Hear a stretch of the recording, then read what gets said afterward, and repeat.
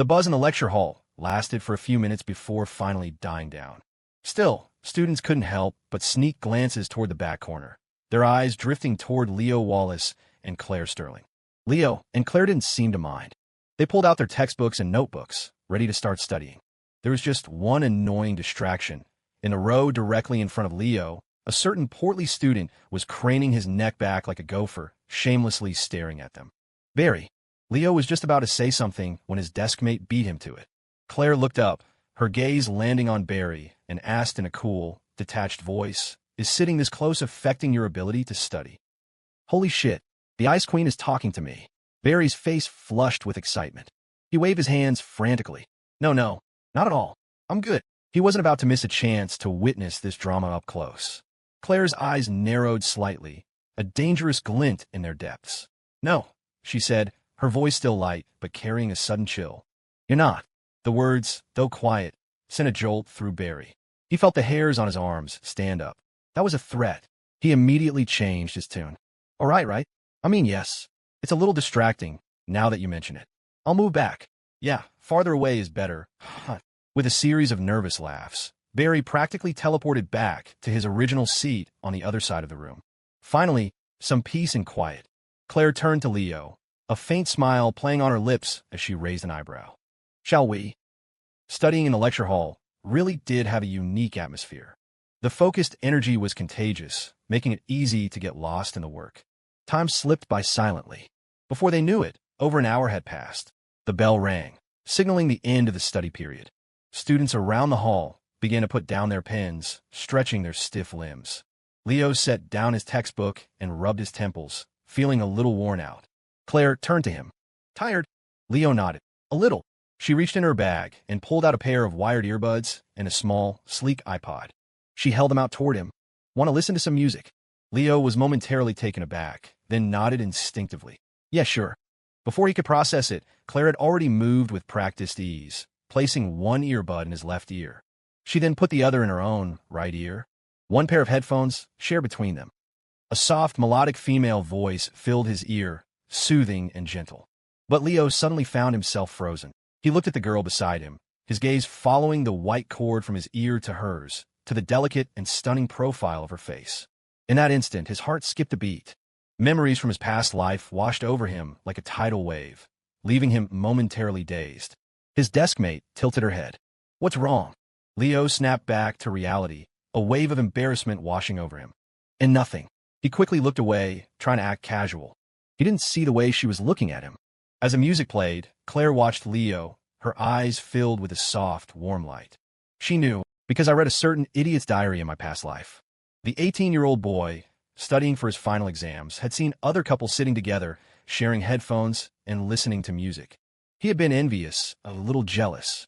He'd grumbled about it in his diary, but his longing was impossible to hide. But in this life, he wouldn't have to envy anyone else. Because she was here, everything he missed out on, everything he envied in others, she would give to him. She would make it all up to him. The next day, it was back to the lecture hall.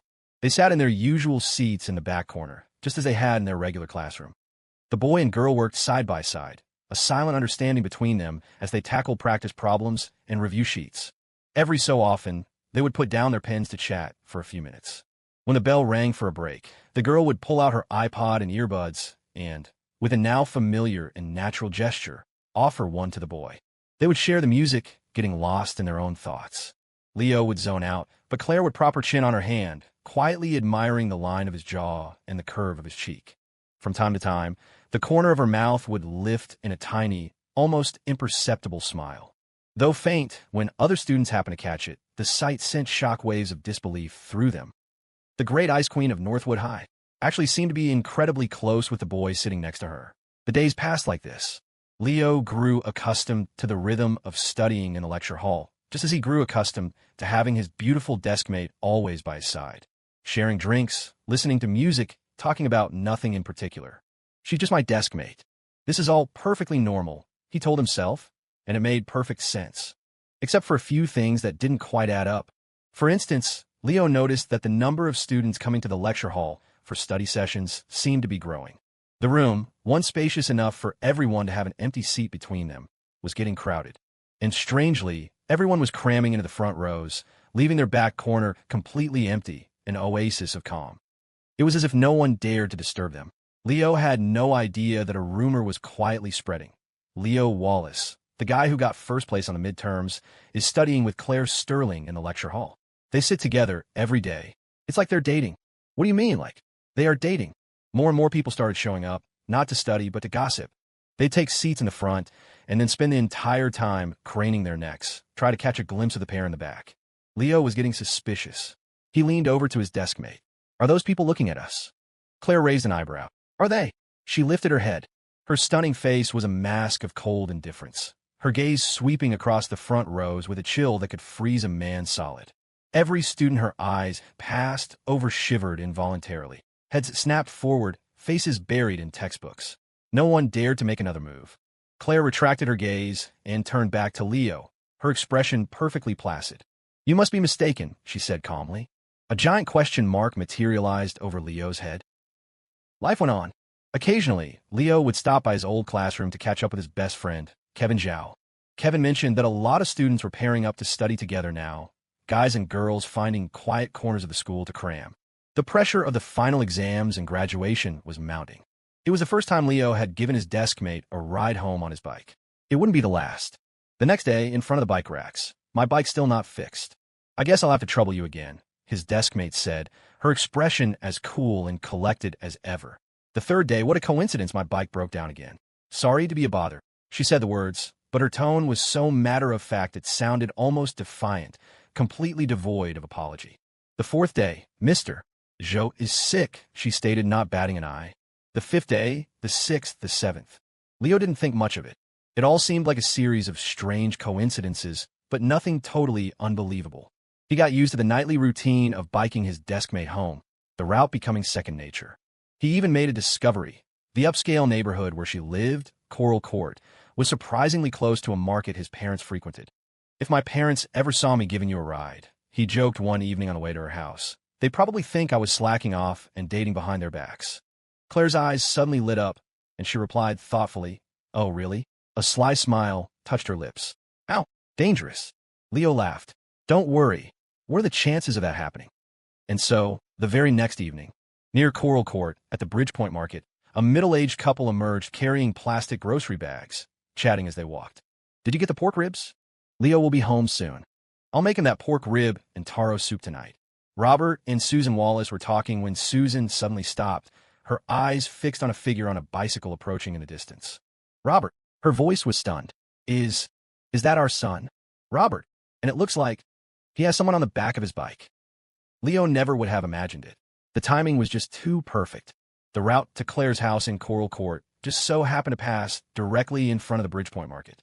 And as fate would have it, his parents had just so happened to be out for an evening stroll and, on a whim, decided to swing by the market to buy pork ribs to treat their son. Two just so happens collided, which led to this ridiculously cliché scene. At the corner of the market entrance, Robert and Susan Wallace, holding a bag of pork ribs, came face-to-face with their son, who was on his bicycle, giving a ride to his beautiful deskmate. Leo slammed on the brakes, skidding to a halt right in front of his parents. Seated behind him, Claire, caught by the momentum, joyfully threw herself forward, wrapping her arms around his waist with a huge grin. Oops, how clumsy of me. But before she could voice her feigned forgiveness, she felt the muscles in Leo's back and waist tense up, going rigid as a board. Claire paused, confused. At the same moment, Leo, hands still gripping the handlebars, awkwardly raised one hand and waved at his stunned parents. Hey, Mom, Dad, he said with a strained smile. Fancy seeing you here. The air crackled with a sudden, heavy silence. Robert and Susan Wallace stared blankly at their son. Robert gulped. Yes, son. Real fancy. Even as he spoke, his eyes, along with his wife's, slid past Leo and landed on the impossibly beautiful girl sitting on the back of the bike. Susan, a woman who could lecture her husband and son for 10 minutes straight without taking a breath, found herself stammering. And who is this? She asked, her voice cautious, as if she was afraid her son was involved in some kind of human trafficking scheme. Leo rushed to explain. Oh, this is my classmate. She lives around here, so I'm just giving her a ride home. He was telling the complete truth. But for some reason, standing in front of his parents, he felt a strange sense of guilt and embarrassment. By now, Claire had grasped the situation. She swiftly hopped off the bike, took a small breath, and bowed slightly to Robert and Susan. Then she looked up, a sweet, radiant smile on her face. "Hello, Mr. and Mrs. Wallace," she said, her voice soft and her demeanor graceful and polite. "I'm Leo's desk mate, Claire Sterling. You could just call me Claire." The combination of her gentle tone, elegant posture, and flawless smile was utterly disarming. In her past life, the CEO of a publicly traded company, the ice phoenix of the business world, had been decisive, ruthless, and famously cold. Neither business partners nor employees had ever seen a smile like this.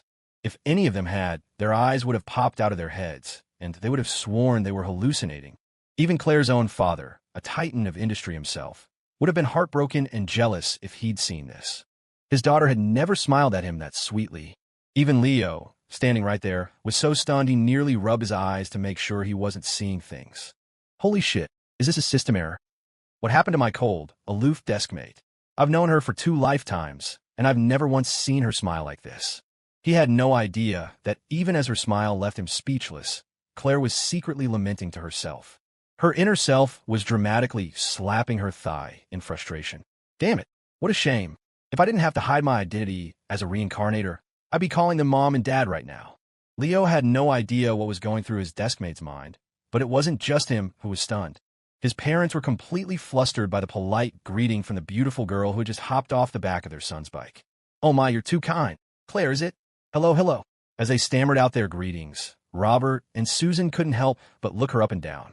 She was wearing a simple, clean school uniform, yet on her, it looked elegant and sophisticated. She was poised and graceful, and her speech clearly indicated an excellent upbringing. On top of that, she was breathtakingly beautiful. Her delicate features, paired with that sweet smile, were simply captivating. The more they looked, the more they liked what they saw. Suddenly, Susan's eyes lit up. "Deskmate, Miss Sterling," a key phrase had been identified. A look of delighted surprise spread across her face. "Are you the student Mr. Harrison was talking about? The one who's been tutoring our Leo?" Robert caught on, a look of realization dawning on him. "Oh, right. Leo told us too.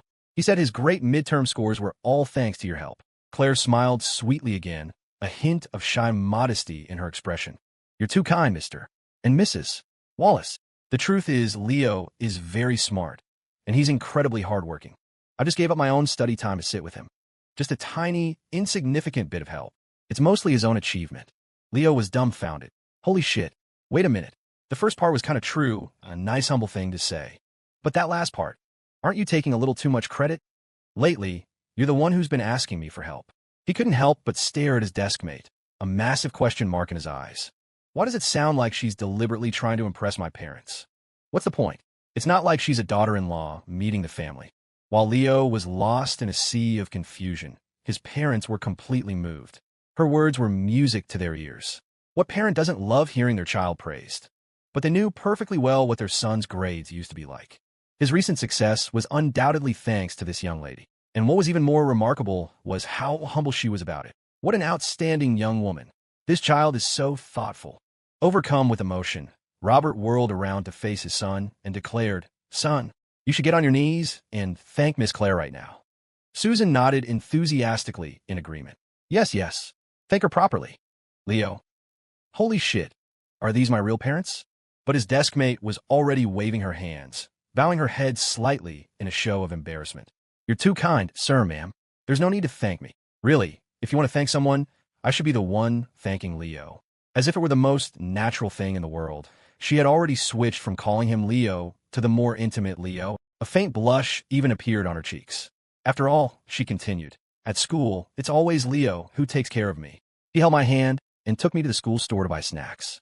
He held my hand to walk me home when it was dark. He took me to the observatory to see the stars. When other boys were bothering me, he was the one who stood up for me and said he'd be my protector. And lately, he's been the one to offer to take me home every night." She listed his good deeds one by one, in excruciatingly specific detail. Leo's jaw dropped wider and wider, until his mouth was his mind was a whirlwind of chaos. Holy shit, something was very, very wrong. What on earth was his deskmate saying? At first glance, it all sounded vaguely true, but upon closer inspection, she had twisted everything. "Didn't you ask me for a ride home?" The observatory was a complete coincidence. in the school store, and walking home at night. Why are you emphasizing the hand-holding part? His parents were equally stunned. They turned to look at their son, almost as if they didn't recognize him. Our Leo is that close with this girl. Seeing the strange looks from his parents, Leo quickly interjected, his voice full of righteous conviction.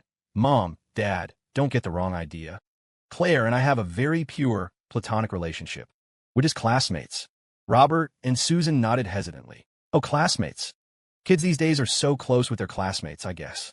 They said the words, but their eyes kept darting back and forth between Leo and Claire, their expressions growing more and more peculiar. Leo couldn't take it anymore. He coughed loudly to interrupt. Well, it's getting late. I should probably take Claire home. The girl in question raised an eyebrow, a thoughtful look on her face. There's no hurry. I could chat with your parents a little longer. Chat about what? Any more chatting, and we're going to have a serious problem. Ha ha, you're too kind, Claire. Let's go, let's go. Leo laughed nervously, quickly grabbing his deskmate's hand and pulling her onto the back of the bike. He jumped on, slammed his foot on the pedal, and took off in a hurry. Mom, Dad, you guys head home. I'll be back soon. He left Robert and Susan standing there, watching their son ride off with his deskmate, still in a daze. A moment later, Robert sucked in a sharp breath. Did Leo just grab that girl's hand on his own? Susan's eyes lit up. Our son has really grown up. A few moments later, the bike finally reached its destination. In front of the gates of Coral Court, Leo stopped and let out a long sigh of relief. He looked up and saw his deskmate hop off the bike and nod at him. Thanks, she said. Goodbye. Just like that, she was back to being the cool, aloof, untouchable ice queen, as if nothing had happened at all. Leo, if he hadn't been there himself, he would have thought the whole scene of the market was a hallucination. As if sensing his thoughts, his deskmate spoke, her voice light and clear. Your parents are very nice. I just wanted to be polite. Don't get the wrong idea. Leo's mouth twitched. I'm not getting the wrong idea. I'm worried my parents are going to think I'm in a relationship before I even graduate. His deskmate looked at him, her gaze clear and calm. What relationship? We just have a very pure, platonic relationship. We're just classmates. She paused, raising an eyebrow. Unless you have a guilty conscience. Do you? She asked, her clear eyes meeting his. For some reason, Leo felt a flicker of guilt. He quickly puffed out his chest. Of course not. His deskmate nodded, her expression cool and composed. Good. Neither do I. Leo, looking like a walking embodiment of the confused Nick Young meme, could only nod after a long pause and mutter. Reasonable. He didn't know that at that very moment, Claire's inner self had transformed into a demon queen, lounging seductively on a throne. She crossed her legs, her posture casual yet elegant, and rested her chin on her hand, a half-smile playing on her lips. Her eyes sparkled with mischievous delight. Guilty. Hilarious. I'm the queen of all demons. When Leo got home that night, he was inevitably dragged to the dining table by his parents for a thorough interrogation. Having just been lightened by his deskmate, he now felt his conscience was clear, and he answered their questions with righteous indignation. There's really nothing going on. We're just normal classmates, a pure, platonic friendship. That's it. Besides, I'm still a high school student. All I think about is studying. I don't have time for dating. Robert and Susan exchanged a look. High school students shouldn't be dating. But then again, graduation is just around the corner, isn't it? Susan made a decision. All right then. In that case, you should invite Claire over for dinner sometime. Your dad can cook a nice meal. She's helped you so much. It's only right that we thank her properly. Leo was about to object, but his father cut him off. Aren't you two classmates who can hold hands and watch the stars together? For classmates who are that close, inviting her over for dinner seems perfectly reasonable, don't you think? Leo was stunned. That line of reasoning sounded disturbingly familiar. Seeing her son at a loss for words, Susan swooped in for the final blow. Unless you have a guilty conscience. His mother's words hit him right where it hurt. Having just convinced himself that his conscience was pristine, he was now provoked. His eyes went wide. Who says I do? I don't. Fine, I'll invite her. Perfectly reasonable. And so it was settled. Watching their son beat a hasty retreat to his room, Robert and Susan looked at each other, grinning, and high-fived. Nice one, old man. You too, old lady. Robert Wallace, who are you calling an old lady? Susan's eyebrows shot up, and she instantly went on the offensive. The days flew by. As the final exams approached, time seemed to speed up. Every day, a student would erase the number on the top right corner of the blackboard in their classroom and write a new one. 20 days, 15 days, 10 days. A bittersweet feeling of farewell began to permeate the school, mixed with the heavy atmosphere of tension and pressure. In this environment, even the ever-optimistic Kevin Zhao grew serious, talking much less than usual. He stopped gossiping and started burying his head in his books, even coming to Leo for help with problems. During a study break, he told Leo his plan was to apply to colleges in Hangzhou. "My grades will never catch up to someone like Tessa Yuan," he said, his expression unusually serious. "But I want to work hard and get into a university in the same city as her, one that's not too far away. That way, at least I'll have a chance to be with her." The 18-year-old boy spoke of his future with the earnest naivety of youth. A rational analysis wasn't important. The power of love was what drove him. Leo didn't try to persuade Kevin to be more realistic or to think more seriously about his own future. He didn't remind his friend that even if they ended up in the same city, it didn't guarantee they'd be together. After all, even if it was for love, it was still a powerful motivation. And that was something worth encouraging. From his conversations with his best friend, Leo could sense the uncertainty and fear he felt about the future. It wasn't just Kevin. Many seniors felt the same way. Leo was the exception. As a reincarnator, he felt no pressure or burden about the upcoming exams or the future that lay beyond. The composure that came with his unique situation allowed him to enjoy the last, intense, fulfilling days of high school. He reviewed and prepared for his exams on a strict schedule. When he grew tired of studying in the lecture hall, he would go to the track at night and run laps. The cool evening breeze on his face, lap after lap, left him drenched in sweat, gasping for fresh air, but feeling incredibly refreshed and alive. As always, his desk mate was there, following beside him with a calm, natural ease, ready to hand him a cold soda at just the right moment. Leo tilted his head back and chugged it down. The icy liquid was a shock to his system, invigorating him completely. He sat down lazily on the trackside steps, looking up at the night sky, and chatted casually with the girl beside him. "You know," he said, "when I was a kid, I thought Northwood County was the whole world. I couldn't imagine leaving. But after graduation, once you go to college to a big city, you realize how small the sky over a little town really is." He continued, his voice soft and reflective. "You live and grow up here, but eventually you have to leave. Your connection to your hometown slowly fades. The classmates, friends, and family you once knew will inevitably drift away. Someone will always be with you, but no one will be with you forever." His desk mate sat beside him, quietly listening to his rambling thoughts. When he finished, she nodded slightly. "Perhaps," she said softly, "someone will." Leo turned to look at her, a curious brow raised. "Like who?" Her expression was calm and composed. "Like your parents." She paused for a moment, then added, as if it were an afterthought, "Or maybe me." In that moment, even the summer night's breeze seemed to hold its breath. The air grew still, and the chirping of cicadas in the nearby trees seemed to grow louder. Leo was stunned, staring dumbly at his deskmate. Claire's expression didn't change. She spoke with a cool, unruffled confidence. "Don't underestimate the bond between classmates." It was such a dorky, anime-esque line, yet coming from the Ice Queen of Northwood High, it sounded completely natural, almost irrefutable. Leo looked at her, and a smile spread across his face. Reasonable. June 16th, the final day of the countdown.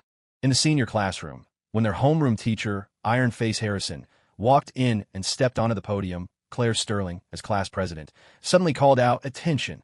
In an instant, the entire class shot to their feet as one and bowed deeply to the middle-aged man on the stage.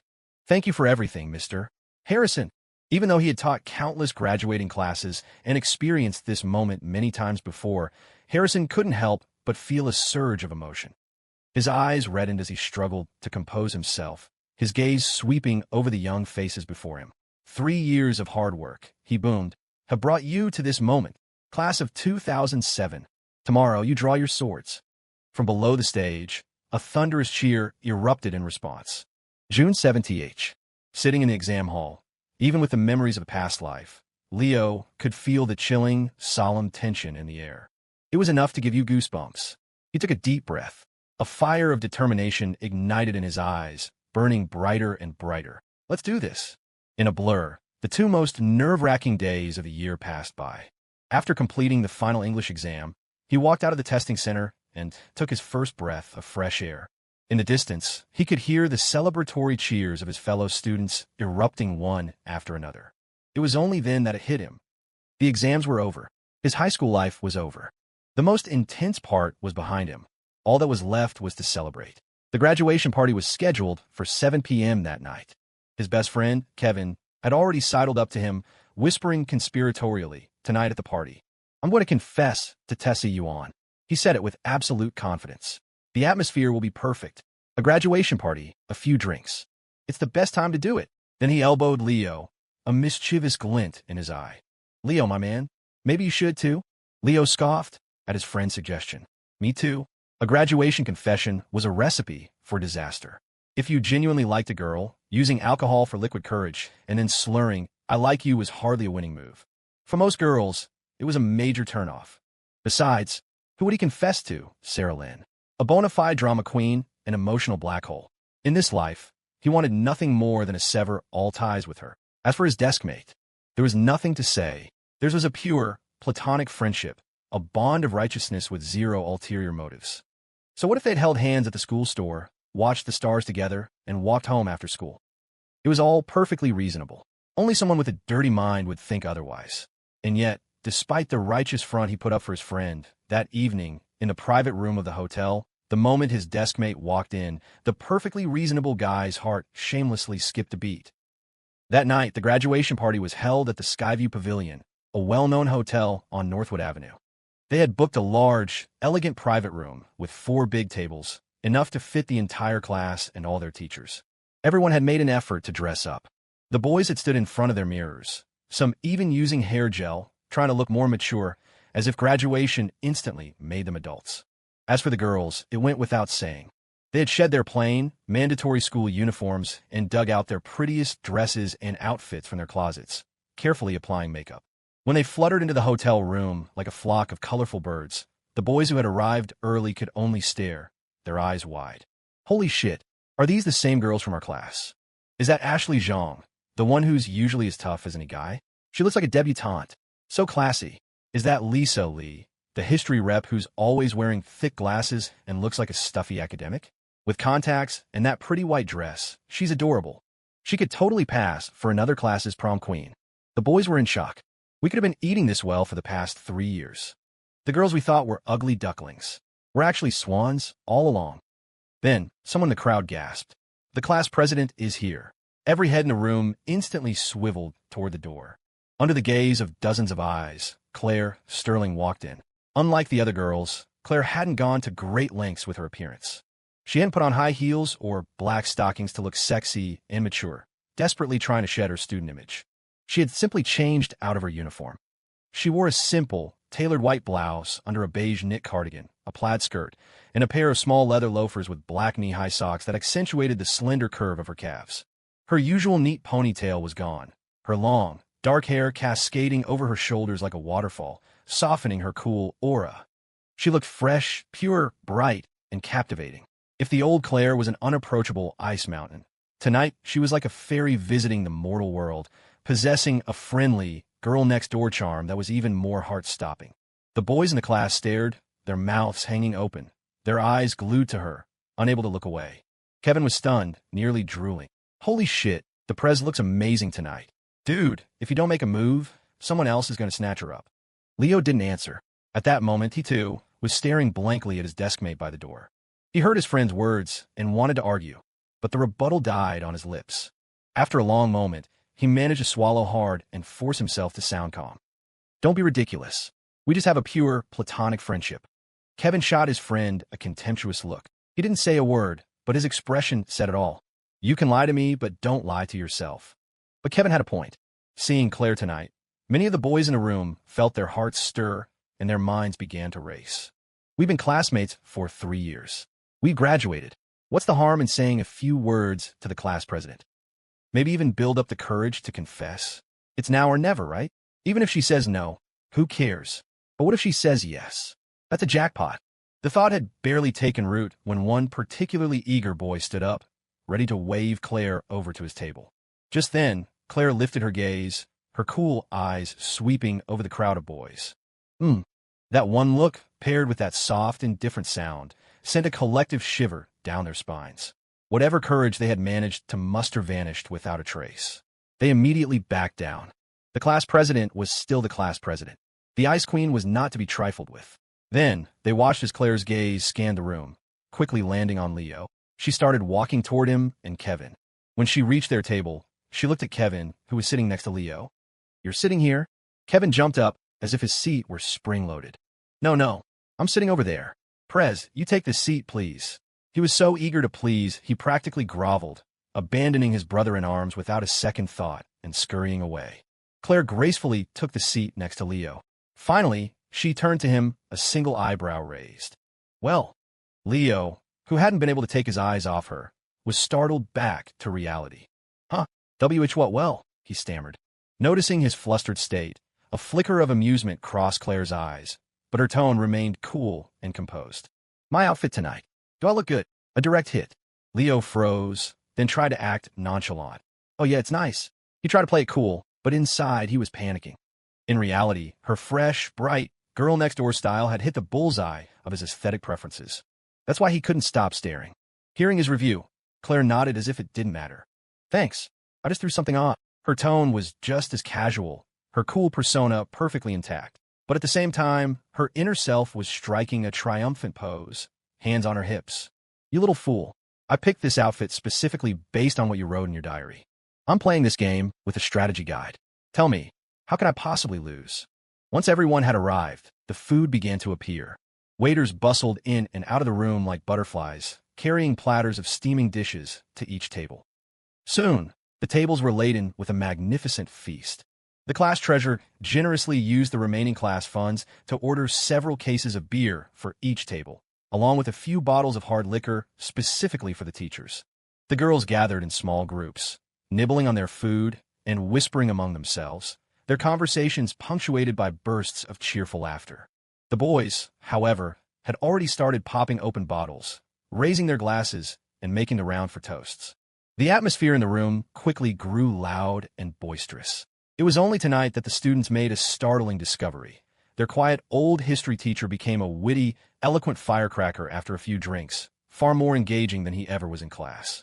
Their stern, perpetually frowning politics teacher could actually smile, and when she did, her eyes softened, making her look incredibly kind.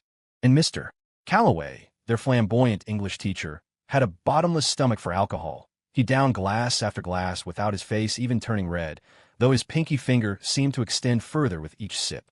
As their homeroom teacher, Iron Face Harrison received the most toasts. The alcohol had brought a flush to his face.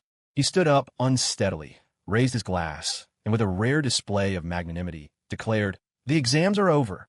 I wish you all a bright and prosperous future. Tonight, eat well, drink well, and be safe. But you must have fun." The room exploded in cheers. Students began to leave their tables, weaving through the room to toast friends and teachers. The boys and girls started challenging each other to drinking contests, their friends cheering them on. The party was getting wilder. Many of the boys wanted to toast the class president, but they were intimidated by Claire's icy aura and didn't dare approach. Then, their eyes fell on the handsome guy sitting right next to her. A wave of envy and resentment washed over them. Immediately, a huge crowd of them descended, armed with bottles and glasses. "Leo, my man, let's have a drink. I'll finish mine. You can do whatever. Me next. I'm after him." They were relentless, a mob determined to drink him under the table. Leo's tolerance wasn't bad, but he couldn't handle being ganged up on like this. Soon, he was starting to feel it. Seeing him swaying on his feet, the boys were ecstatic. "He's about to go down. Let's finish him off." But just then, clack, a pair of chopsticks was slammed down by a slender, pale hand. Claire, sitting beside Leo, abruptly stood up. Every eye in the room swiveled to her. Her cool gaze swept over the boys in front of her. She raised an eyebrow. "A whole group of you ganging up on one person? What kind of men are you?" "From now on," she declared, "I'm drinking for him." Her words, spoken in a calm, quiet voice, silenced the entire room for a split second. Everyone, including the teachers, stared in disbelief. They had all heard rumors about how close the class president was with her deskmate. But now, seeing her step up to drink for him, it was clear. Was their friendship really this strong? Only Kevin, sitting in a corner, quietly rolled his eyes. "Friendship, right? You gotta be kidding me." After a moment of silence, the room erupted again, even louder than before. Led by Tessie Yuan, the girls started cheering wildly for Claire. The boys were even more energized. This was their chance to finally toast the class president. They had to go all in. "Prez, I'm first. I'm second." They scrambled over each other for the chance. In the blink of an eye, Claire had downed 2 or 3 glasses of beer, finishing each one in a single gulp. It was a rare display of boldness from the Ice Queen, and the crowd went wild, cheering and applauding. Leo sat beside her, inexplicably having become the damsel in distress protected by a knight in shining armor. Watching his deskmate down glass after glass, he tried to stand up. "Let me do it." Before he could finish, a slender hand pressed down on his shoulder, forcing him back into his seat. Her voice was firm, leaving no room for argument. "No, I've got this." And then, Claire went on the offensive. She was no longer passively accepting their challenges. She took the fight to them, targeting one challenger at a time and drinking them into submission before moving on to the next. After she had taken down 5 or 6 guys in a row, either leaving them slumped over the table or sending them fleeing in defeat, she was the only one left standing. The room had gotten warm. At some point, she had taken off her beige cardigan and set it aside. Now, in her crisp white blouse, she rolled up her sleeves to her elbows, revealing her slender forearms. She held a hair tie in her teeth as she gathered her long, dark hair and expertly tied it back into a neat ponytail.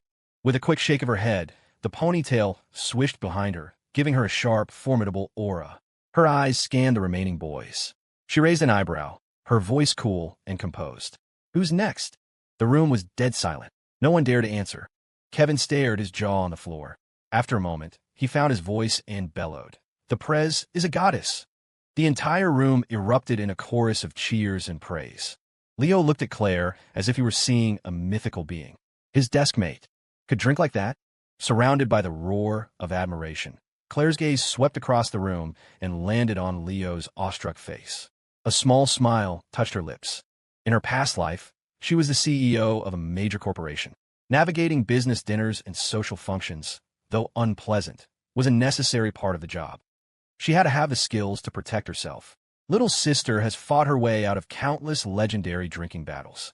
This little skirmish, easy peasy. The graduation dinner lasted from 7:00 to 9:30 p.m. When it was over, the students, still buzzing with energy, decided to keep the party going at a karaoke bar for a second round. The biggest karaoke place in Northwood County was called The Vault. When the class arrived, almost every room was already booked by other graduating seniors. Fortunately, there were 2 rooms left. The 30-plus students split up, filling both rooms perfectly. Leo and Claire both ended up in room 504. Inside, students were already ordering more drinks. Another 4 or 5 cases of beer appeared, and starting games of liar's dice. Others were eagerly queuing up songs on the karaoke machine, ready to belt out their favorite tunes. Amid the noisy, festive chaos, Leo found a seat on a sofa near the door. He looked up just in time to see Claire walking in from the hallway. The atmosphere in the room froze. It was as if the air itself had solidified.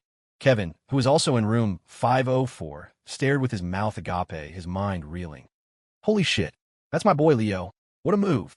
I thought he was too scared to make a confession, but here he is, in front of everyone, pulling a move this intense with the class president.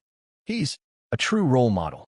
A second later, Tessa, ever the quick thinker, grabbed Kevin's arm and shouted, "What are you staring at? Put on another song." Kevin snapped out of it. Right. Let's get this party started." He hit play on the next song and started howling into the microphone.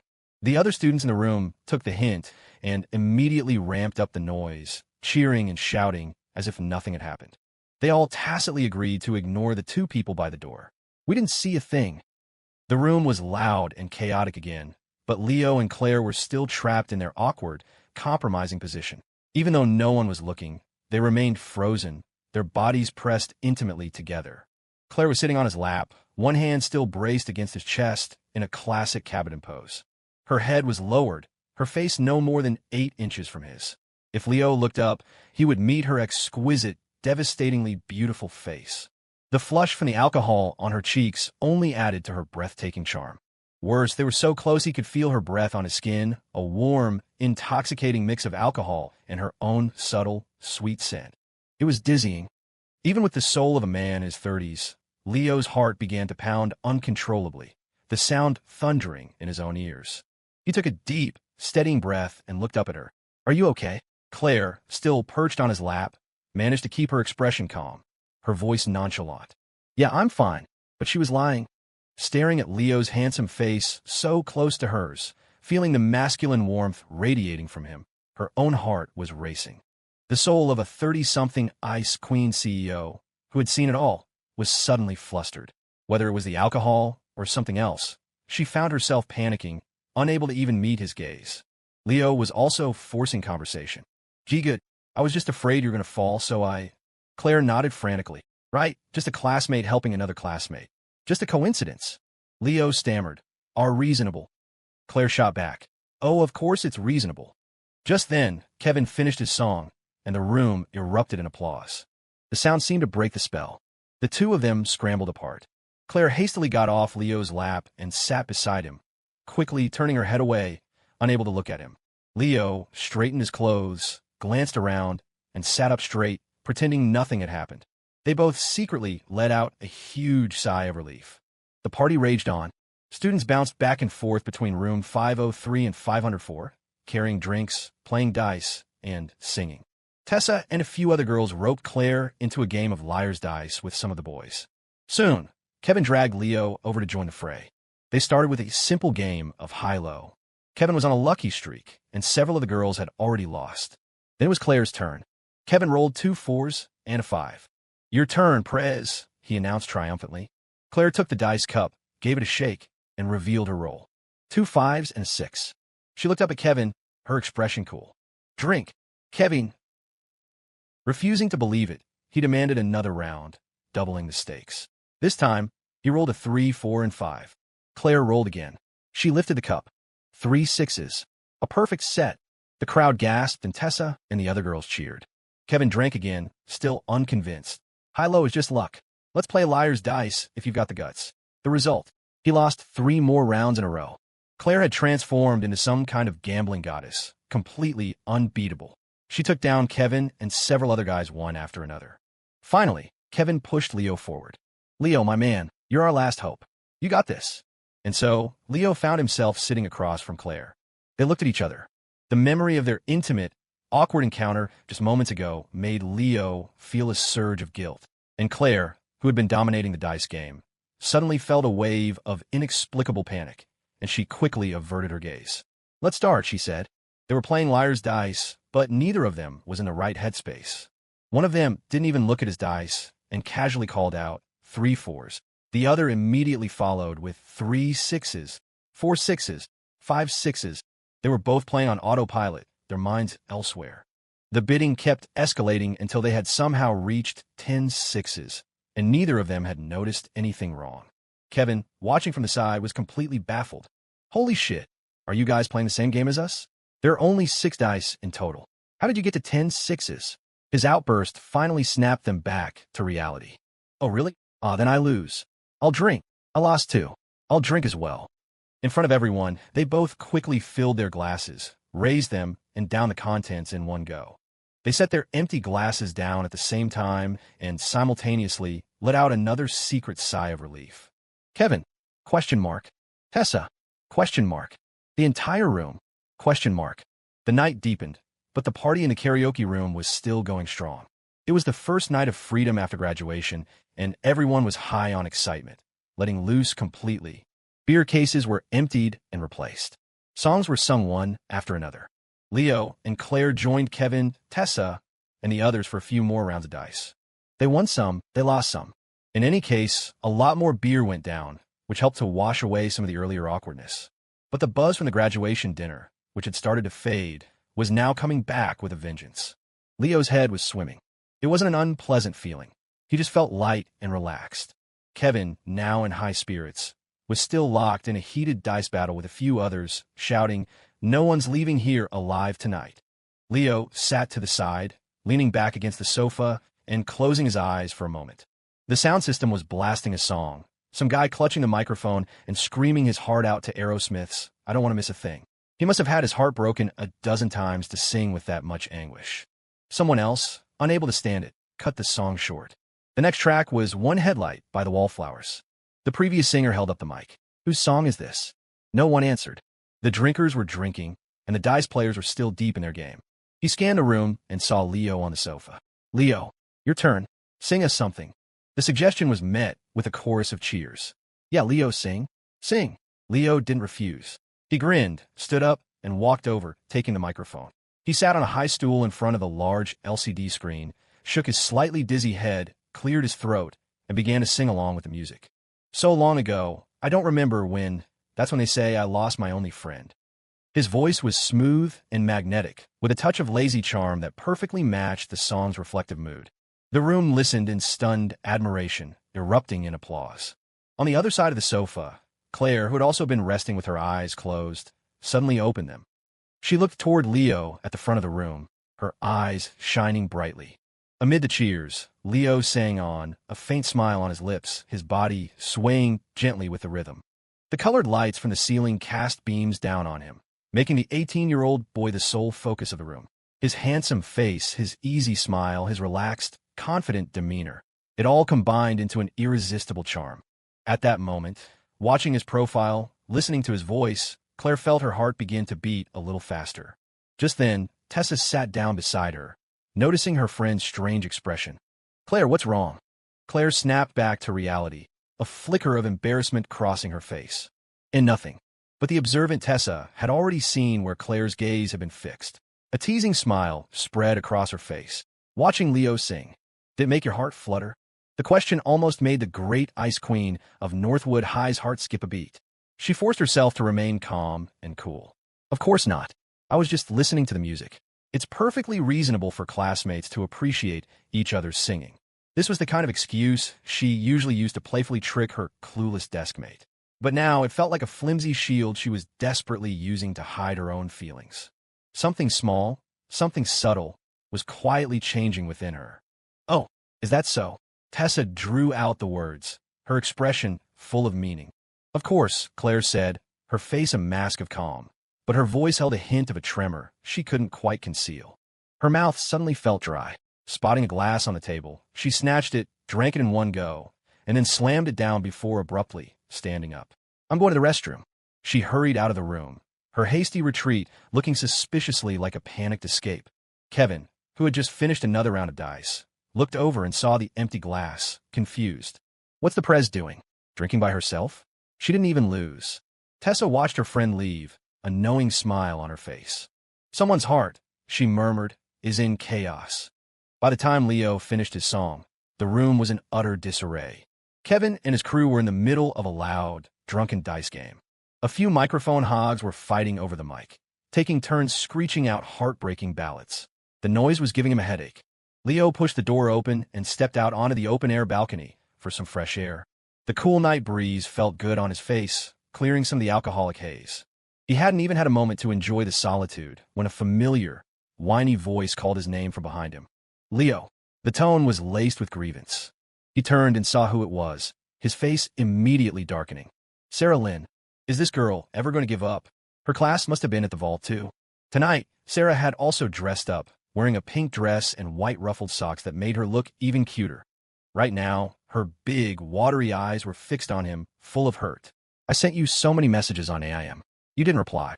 Leo looked at her like she was an idiot. "That's because I deleted you. With an IQ like that, she probably bombed her final exams." Sarah was speechless, her eyes turning red. "I know I was wrong. Can you please not treat me like this? I'll be your girlfriend, I promise. Can we start over?" Her voice was thick with tears.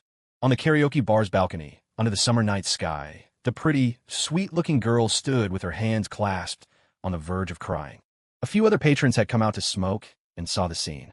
They couldn't help but look at her with sympathy. A girl like that, humbling herself, practically begging. It was enough to tug at anyone's heartstrings. The onlookers even started glaring at Leo, their expressions reproachful. But Leo could see a tiny flicker of triumph in the depths of Sarah's eyes. What could he say?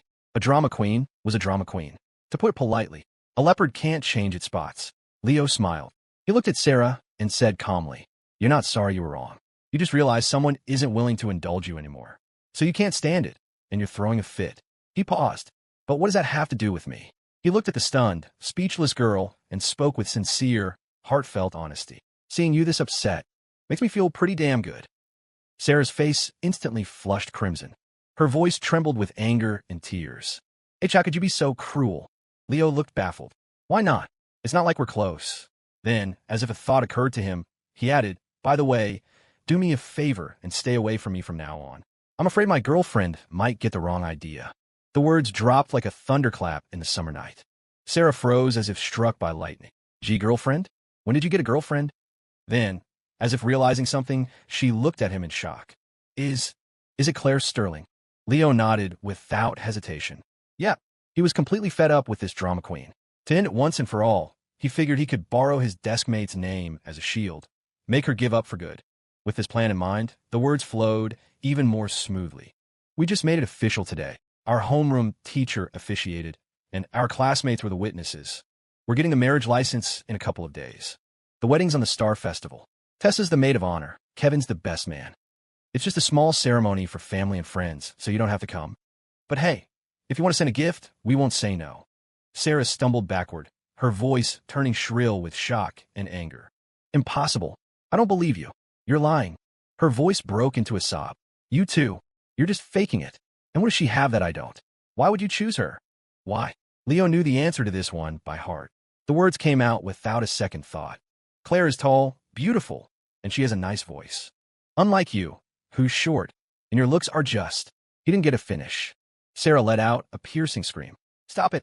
The next second, she clapped her hands over her ears, turned, and stumbled off the balcony, the sound of her crying echoing behind her. Leo Wallace, I hate you. Leo watched her retreating back and shrugged. Can you believe it, guys? She hates me now. Just then he heard footsteps. He looked up and saw his deskmate approaching, her expression cool and detached. Who were you talking to? Leo scratched his head. Just someone passing by. Don't know her. The words sounded strangely familiar. His deskmate just nodded, her face unreadable. But then she looked at him, one eyebrow raised. Girlfriend, made it official. Wedding on the Star Festival. She listed the words off, her tone casual, but they hit Leo like a series of body blows, nearly stopping his heart. Holy shit, the main character of my lie actually heard me. Even with the soul of a man in his 30s, his face flushed red. He stammered out an explanation. No, wait. I was just trying to get rid of Sarah Lynn. I just made it all up to get her to leave me alone. He glanced nervously at his deskmate, then tried to sound righteous. She's my classmate. Using her as a shield is perfectly reasonable, right? Claire froze. A similar thought had just crossed her mind. She had used the exact same excuse with Tessa not long ago. A wave of guilt washed over her, and she quickly put on her cool, indifferent mask. Reasonable. Reasonable is good. Leo breathed a sigh of relief. But then he looked at his deskmate's face and frowned. Why is your face red? Now, it was Claire's turn to panic. She forced herself to stay calm. It's nothing. I just had too much to drink. As she said it, she quickly turned her head away, but the blush on her cheeks deepened, making her look even more beautiful. Leo found himself staring, momentarily mesmerized. Then he saw her glare at him. What are you looking at? Now, it was his turn to be flustered. He quickly averted his gaze. The two guilty little fools stood side by side on the balcony, neither daring to look at the other, pretending to admire the city lights. The summer night's breeze blew past, warm and humid, and a subtle, charged atmosphere began to form between them. After a few moments of awkward silence, Claire turned her head slightly toward Leo, trying to start a conversation. You have a nice voice. That song was good. Leo scratched his head. You think? It was okay. In his past life, he had been single for so long that screaming his lungs out at karaoke bars was one of his main emotional outlets. Claire seemed interested. Want to go back and sing a few more? Leo thought for a moment, then shook his head. Probably not. A few of the guys have hogged the microphones. Even from the balcony, they could hear the faint, agonized wail of I don't want to miss a thing coming from room 504.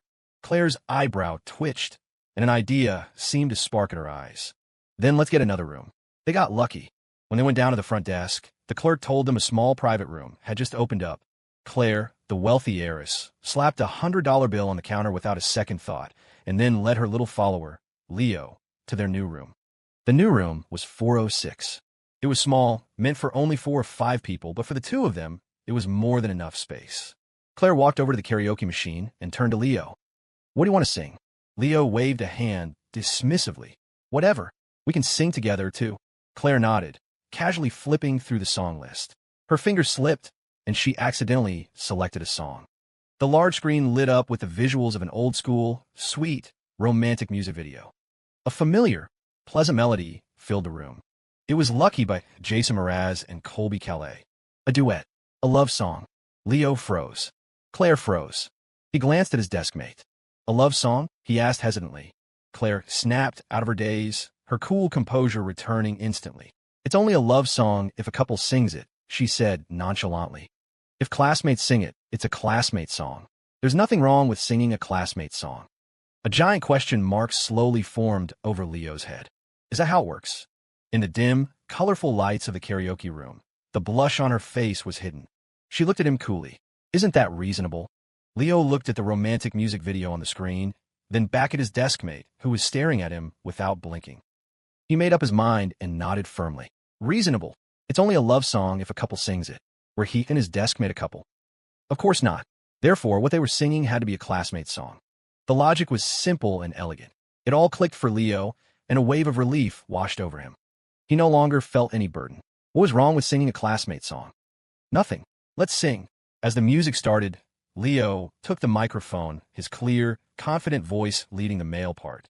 When the second verse began, Claire took over, her voice soft and melodious, drawing the listener in. When they reached the chorus, they both raised their microphones and sang together in perfect harmony. After the song ended, they were both exhilarated, looking at each other and laughing. The earlier panic and guilt seemed to vanish, replaced by a comfortable, natural ease. They sang a few more songs each. A waiter came in with 2 cases of beer, saying it was complimentary for graduating seniors. Claire looked at Leo, an eyebrow raised. "Think you can handle more?" Leo didn't even hesitate. "Bring it on." So, they put the singing on hold, letting the music play in the background as they sat down at the small table, popped open 2 beers, and started a game of liar's dice. Round after round, they were evenly matched. Leo looked at his desk mate in amazement. In his past life, as a working adult, he had become a master of dice games at countless social events. But his desk mate was somehow able to keep up with him, playing him to a standstill. Claire was equally surprised. In her past life as a CEO, while she didn't waste her time on low-stake bar games, she had honed her skills at high-end poker tables. How could she not be dominating this boy? A competitive fire ignited in her. They looked at each other and, at the same time, picked up their dice cups again. One more round, round after round, drink after drink. Before they knew it, a case and a half of beer was gone. Even with their high tolerances, the alcohol was starting to hit them hard. Leo was swaying in his seat, struggling to sit up straight.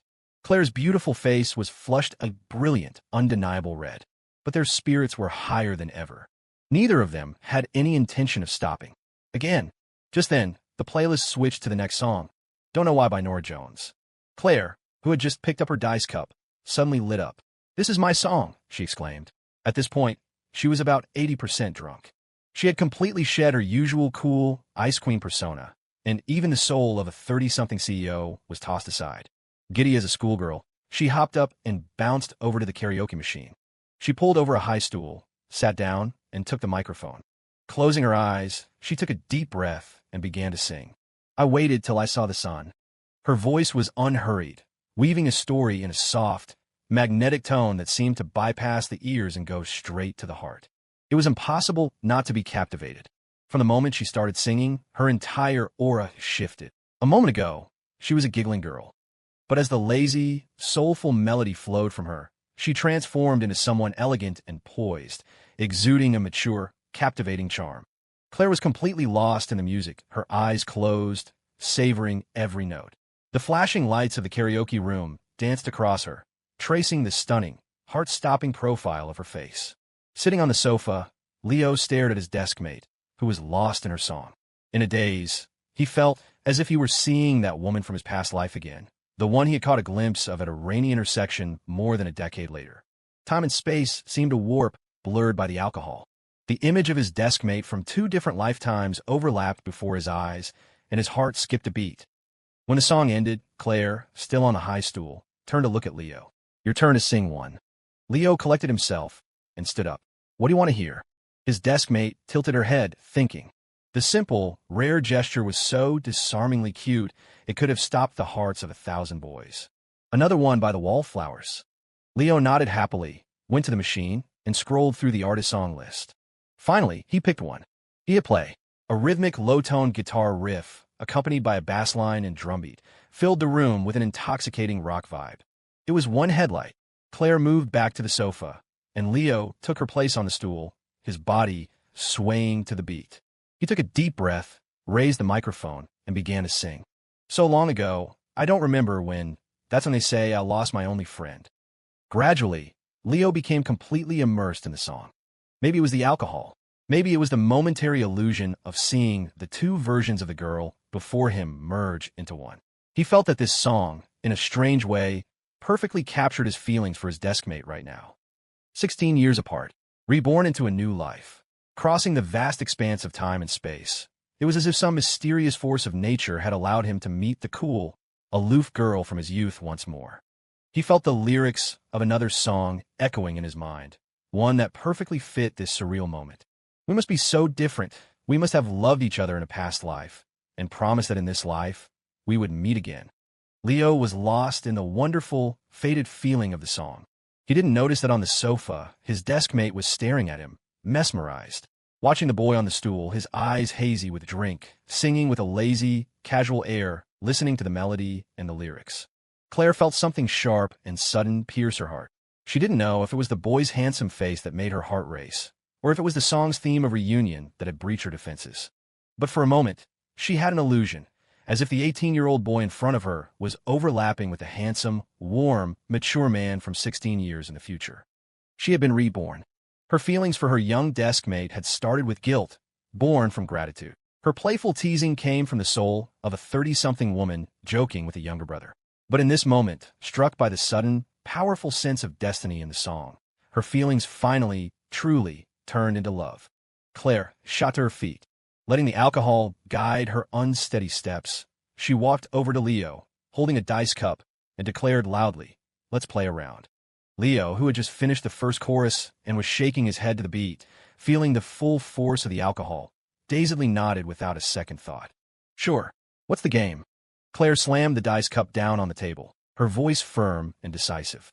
The next morning, Leo woke up to a jackhammer pounding inside his skull. It took every ounce of his strength just to sit up. He scanned the room. His own bedroom.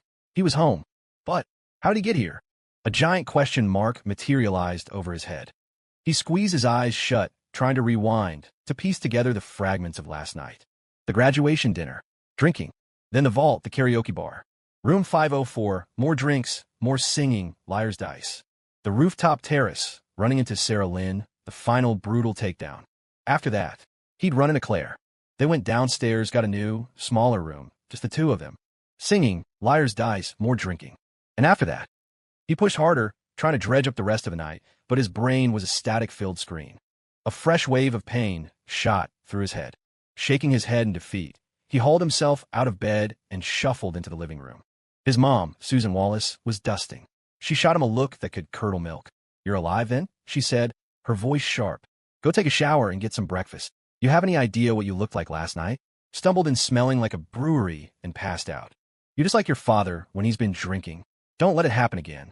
Leo knew he deserved it, so he just nodded meekly, accepting the lecture. But a thought struck him. "Mom," he asked, "how did I get home last night?" Wrong question. The storm clouds gathered over her face again. "You have the nerve to ask? You don't even remember?" she snapped. "It was that classmate of yours, Claire. Her family's driver, a Mr. Joe, brought you back. He practically carried you to the front door. You caused them so much trouble." Leo blinked, the name clicking into place. "Mr. Joe." His mom nodded. "That's right. He dropped you off and left right away. Said he had to get Claire home." She paused, then added with a touch of awe, "I had no idea. Claire has her own private driver. Her family must be something else. And that Mr. Joe was a very nice man, seemed so reliable and proper." Then a puzzled look crossed her face. "But the strangest thing happened. I asked him, 'How's Claire doing?' And his eyes started twitching like there was an earthquake." Leo couldn't get any more out of his mom. He went to the bathroom and stood under a hot shower, washing away the lingering stench of stale beer. After changing into clean clothes and forcing down some breakfast, the worst of the hangover began to recede. He finally felt human again. Back in his room, he picked up his phone. A few missed calls and a string of unread texts from last night, mostly from Kevin. They were all variations of the same thing. "Where'd you go? You coming back? Is a class president with you?" Leo decided to call him back. The phone rang 3 times before Kevin picked up, his voice a weak, dying groan. "Hello." Looked like he'd had a rough night, too. Speaking of which, Kevin's voice was suddenly filled with regret. "Oh man, holy shit, I had it all planned out. I was going to confess to Tessa last night," he lamented. "But then I got into it with Mark and Dave, playing liar's dice, trying to outdrink each other. and I blacked out. Completely forgot about the important stuff. His tone shifted. Dude, where did you disappear to last night? We checked both rooms, you were gone. And so was the class president. Me and Tessa were texting you both, but neither of you answered. Oh, Leo said honestly, me and her got another room downstairs to sing. Kevin's response was pure, unadulterated awe. What? A private room? Just the two of you? In that instant, Kevin's respect for Leo ascended to a god-tier level. You're the man, Leo. My hero. Okay, spill. Did you seal the deal with her last night? Get your mind out of the gutter, Leo said, annoyed. We just sang some songs, had a few drinks. Nothing else happened. Kevin sounded skeptical. That's it? Nothing else? Of course, Leo said righteously. If something else had happened, don't you think I'd know about it? As the words left his mouth, he paused. A few blurry, indistinct images from the end of the night flickered at the edge of his consciousness. But he couldn't grasp them. Frowning for a second, he then shrugged it off with a casual laugh. It was probably nothing important. In a sprawling villa in Coral Court, Claire Sterling sat at an imported Italian wood dining table, pressing her fingers to her temples. Hangovers were not pleasant. Mrs. Fong, the family's housekeeper of many years, placed a bowl of steel-cut oatmeal with pumpkin on the table in front of her. Her voice was full of concern. You must feel terrible after drinking so much. Eat this. It will help. Claire picked up the bowl and thanked her, then looked up. Mrs. Fong, did Mr. Zhou bring me home last night? Mrs. Fong nodded. Yes, dear. You were completely out of it when you got back. When Mr. Zhou and I were helping you to your room, you were humming some song. She thought for a moment and added, oh, and he mentioned something. When he found you at the karaoke place, you were with a boy named Leo. He said you were both passed out, so he drove your classmate home, too. Claire froze. Leo.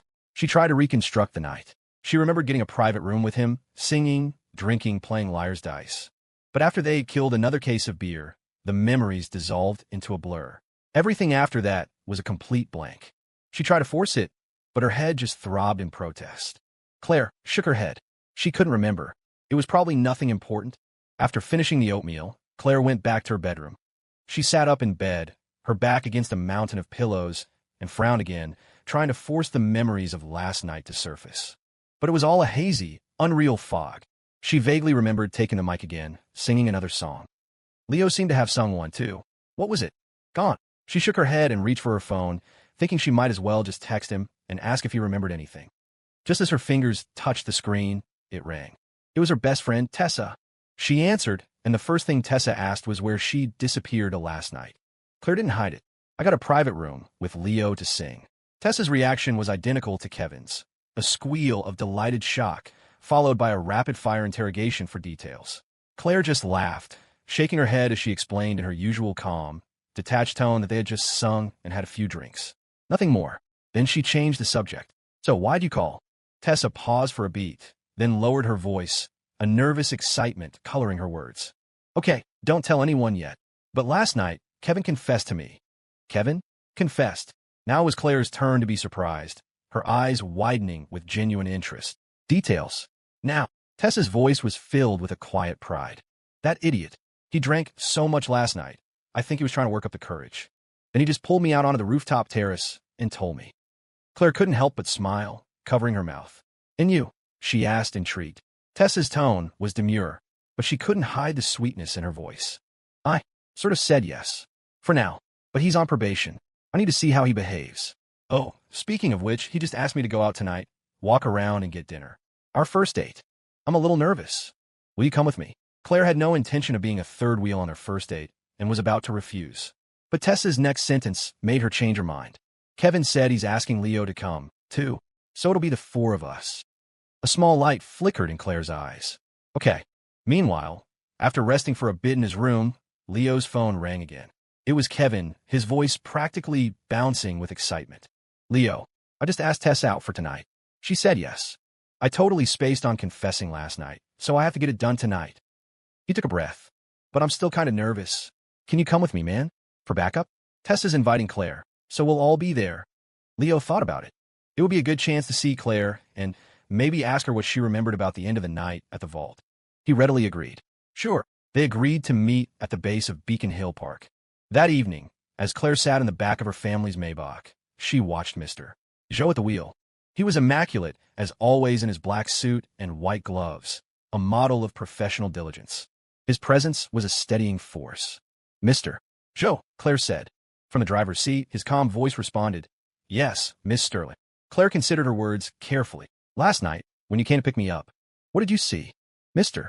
Joe's hands, usually rock steady on the steering wheel, stiffened for a fraction of a second. Then a deep, resonant voice floated back to the rear seat. "Don't worry, Miss Sterling. I saw nothing."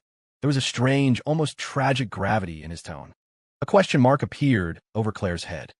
She shook her head and tried a different approach. "When you arrived last night, were Leo and I very drunk? Did we do anything embarrassing?" Mr. Joe's hands tightened on the wheel again. After a long moment, he replied with forced calm, "Rest assured, you and Mr. Wallace were simply sleeping. There was nothing undignified." Claire let out a breath she didn't realize she was holding. "That's good." She leaned back against the plush leather seat and closed her eyes, relaxing. The Maybach continued its smooth journey forward, Mr. Joe's driving as reliable and reassuring as ever. Claire, with her eyes closed, didn't see it. She didn't see the look on Mr. Joe's face. Though his expression remained stoic and resolute, his eyes were shaking violently, as if registering a 9-0 on the Richter scale. Good heavens! His mind screamed. Does anyone understand the horror I witnessed when I walked into that karaoke room last night? It was a secret he would take to his grave. A secret he would die before telling another soul. Late last night, when he had pushed open the door, the boy and girl inside were indeed passed out drunk. But the Sterling family's precious jewel, the girl known for her icy pride and untouchable demeanor, a girl as pure as a mountain lotus, was clinging to the boy's neck like an octopus. And what's more, she was nuzzling against him, murmuring like a kitten. Leo walked from his house. By the time he reached the meeting spot at the foot of Beacon Hill Park, Kevin, Tessa, and Claire were all arriving at about the same time. The four of them met. Leo and Claire's eyes locked. Kevin looked at Tessa. Tessa couldn't help but look back at Kevin. Two couples, staring at each other. The silence was subtle, a little strange. Finally, it was Tessa who broke the awkward tension, a wide, easy smile on her face. "Well, we're all here. Should we find a place to eat?" Kevin nodded vigorously. Yeah, I'm starving." Leo and Claire had no objections. They were about to start walking when Tessa suddenly stopped, turned to Kevin, and held out her hand, a slight blush on her cheeks. "What are you waiting for?" she said, a playful chiding in her voice. "Hold it." The sound dropped out of the world. Leo, Kevin. Claire, standing beside them, looked completely unfazed, as if this were the most natural thing in the world. But the two guys were completely stunned. They exchanged a look of mutual, profound shock. Holy shit, he hasn't even confessed yet. And she's this forward? Kevin was floored, then absolutely ecstatic. He scrambled to take Tessa's hand, holding it like he'd just been given the keys to a kingdom. He kept glancing down at it, a look of pure, unadulterated bliss on his face. Tessa couldn't help but laugh, pulling her hand away to playfully swat his arm. "What are you doing? If you don't want to hold it, fine." "No," Kevin yelped, panicked. "I want to. I have to." He quickly recaptured her hand, gripping it tightly as they walked, a goofy grin plastered on his face. Tessa, on the other hand, was perfectly comfortable, chatting and laughing with Kevin as they walked ahead, their interactions easy and intimate. Leo and Claire followed a few steps behind. Watching the couple in front of them, Leo couldn't help but whisper, "I never would have guessed. Is Tessa always this forward?" Claire raised an eyebrow. "Forward? At this point in a relationship, holding hands is pretty normal, don't you think?" Leo considered it. He was right. After all, he and Claire had held hands, and they were just desk mates. For Kevin and Tessa, even if he hadn't officially confessed, holding hands didn't seem like a huge leap. He nodded in agreement. Makes sense. In a small town like Northwood in 2007, the dating options for high school kids were limited. The four of them walked along Park Road for a bit before finally settling on a local institution that had been around for decades, Pop's Fry Shack. Claire and Tessa went to find a table while Leo and Kevin stood at the counter, picking out what they wanted from the refrigerated display case. As soon as the girls were out of earshot, Kevin leaned in close to Leo, his voice a low whisper, though he couldn't contain his excitement. "Leo, did you see that? Tessa was so into me today. I think I've got this in the bag. The confession tonight is a guaranteed success." Leo nodded in agreement. "Yeah, good luck, man." Kevin's confidence was soaring. He puffed out his chest. "It's a sure thing. You have no idea, when we were walking over here holding hands, the way she was acting. It was like we were already dating. If I hadn't blacked out last night, I would have thought I'd already confessed to her. Ha ha." Leo laughed along with him, and threw out a joke. That's a good point. Maybe you did confess last night while you were wasted. That made Kevin laugh even harder. Oh man, that would be hilarious. If I'd already done it and forgot, Tessa would probably kill me if she found out, haha. The two of them cracked up at the thought, the air around the display case filled with their cheerful laughter.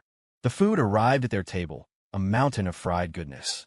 The four of them ate and talked, laughing about who had gotten wasted and made a fool of themselves at the vault. They moved on to their plans for the summer. I've always wanted to learn how to swim, Tessa said. I never had time during the school year, but now I do. I'm going to sign up for a class next week. She looked pointedly at Kevin. You want to come with me? Kevin blinked. Me? Who else? Tessa chided. You want me to go with some other guy? Kevin's face lit up with a mixture of shock and joy. No. It has to be me. I'll definitely go with you. Overcome with excitement, he shot a frantic look at Leo. Did you see that, man? Tonight's confession is a lock. Leo discreetly gave his friend a thumbs up. Nice. You got this. After dinner, Kevin insisted on paying. They left the restaurant and started strolling through the plaza at the base of Beacon Hill Park to walk off the food. Over the course of the evening, the connection between Kevin and Tessa had clearly deepened, becoming more intimate and natural. Suddenly, Kevin seemed to make up his mind. He looked at Tessa. Wait here for a second. With that, he turned and sprinted off. Claire looked curious. Where's he going? I don't know, Tessa said, shaking her head. Then she covered her mouth to hide a smile. But I never realized he's actually kind of shy now that he's my boyfriend. Claire nodded in agreement. Yeah, it's surprising. Only Leo was left completely lost, the conversation making less and less sense. Shy? Boyfriend? Do girls these days just default to that status before the guy even confesses? A few minutes later, Kevin came running back, a bouquet of roses clutched in his hand, his face flushed with a combination of nervousness and excitement. Tessa. Tessa's eyes widened in surprise. Are those? For me. Kevin nodded emphatically. He took a deep breath, gathered his courage, and looked her straight in the eye. For you. I've liked you for a long time. Will you be my girlfriend? The air went still. This time, it was the girls who were dumbfounded. Claire's mouth fell open slightly, a rare expression of shock on her face. Tessa was even more bewildered, as if she couldn't trust her own ears. Be your girlfriend? But, didn't I already say yes? Huh? Now it was Kevin's turn to freeze, his eyes filled with a pure, vacant stupidity. When? I never confessed. So how could you have said yes? The world stopped. The atmosphere felt like it had turned to solid glass. A vein throbbed on Tessa's temple. She took a deep breath, looked at Kevin, and forced a smile that didn't reach her eyes. So, she said through gritted teeth, you're telling me you completely forgot that you already confessed last night after you got drunk? It took every ounce of Kevin's diplomatic skill, but he finally managed to calm his new girlfriend down.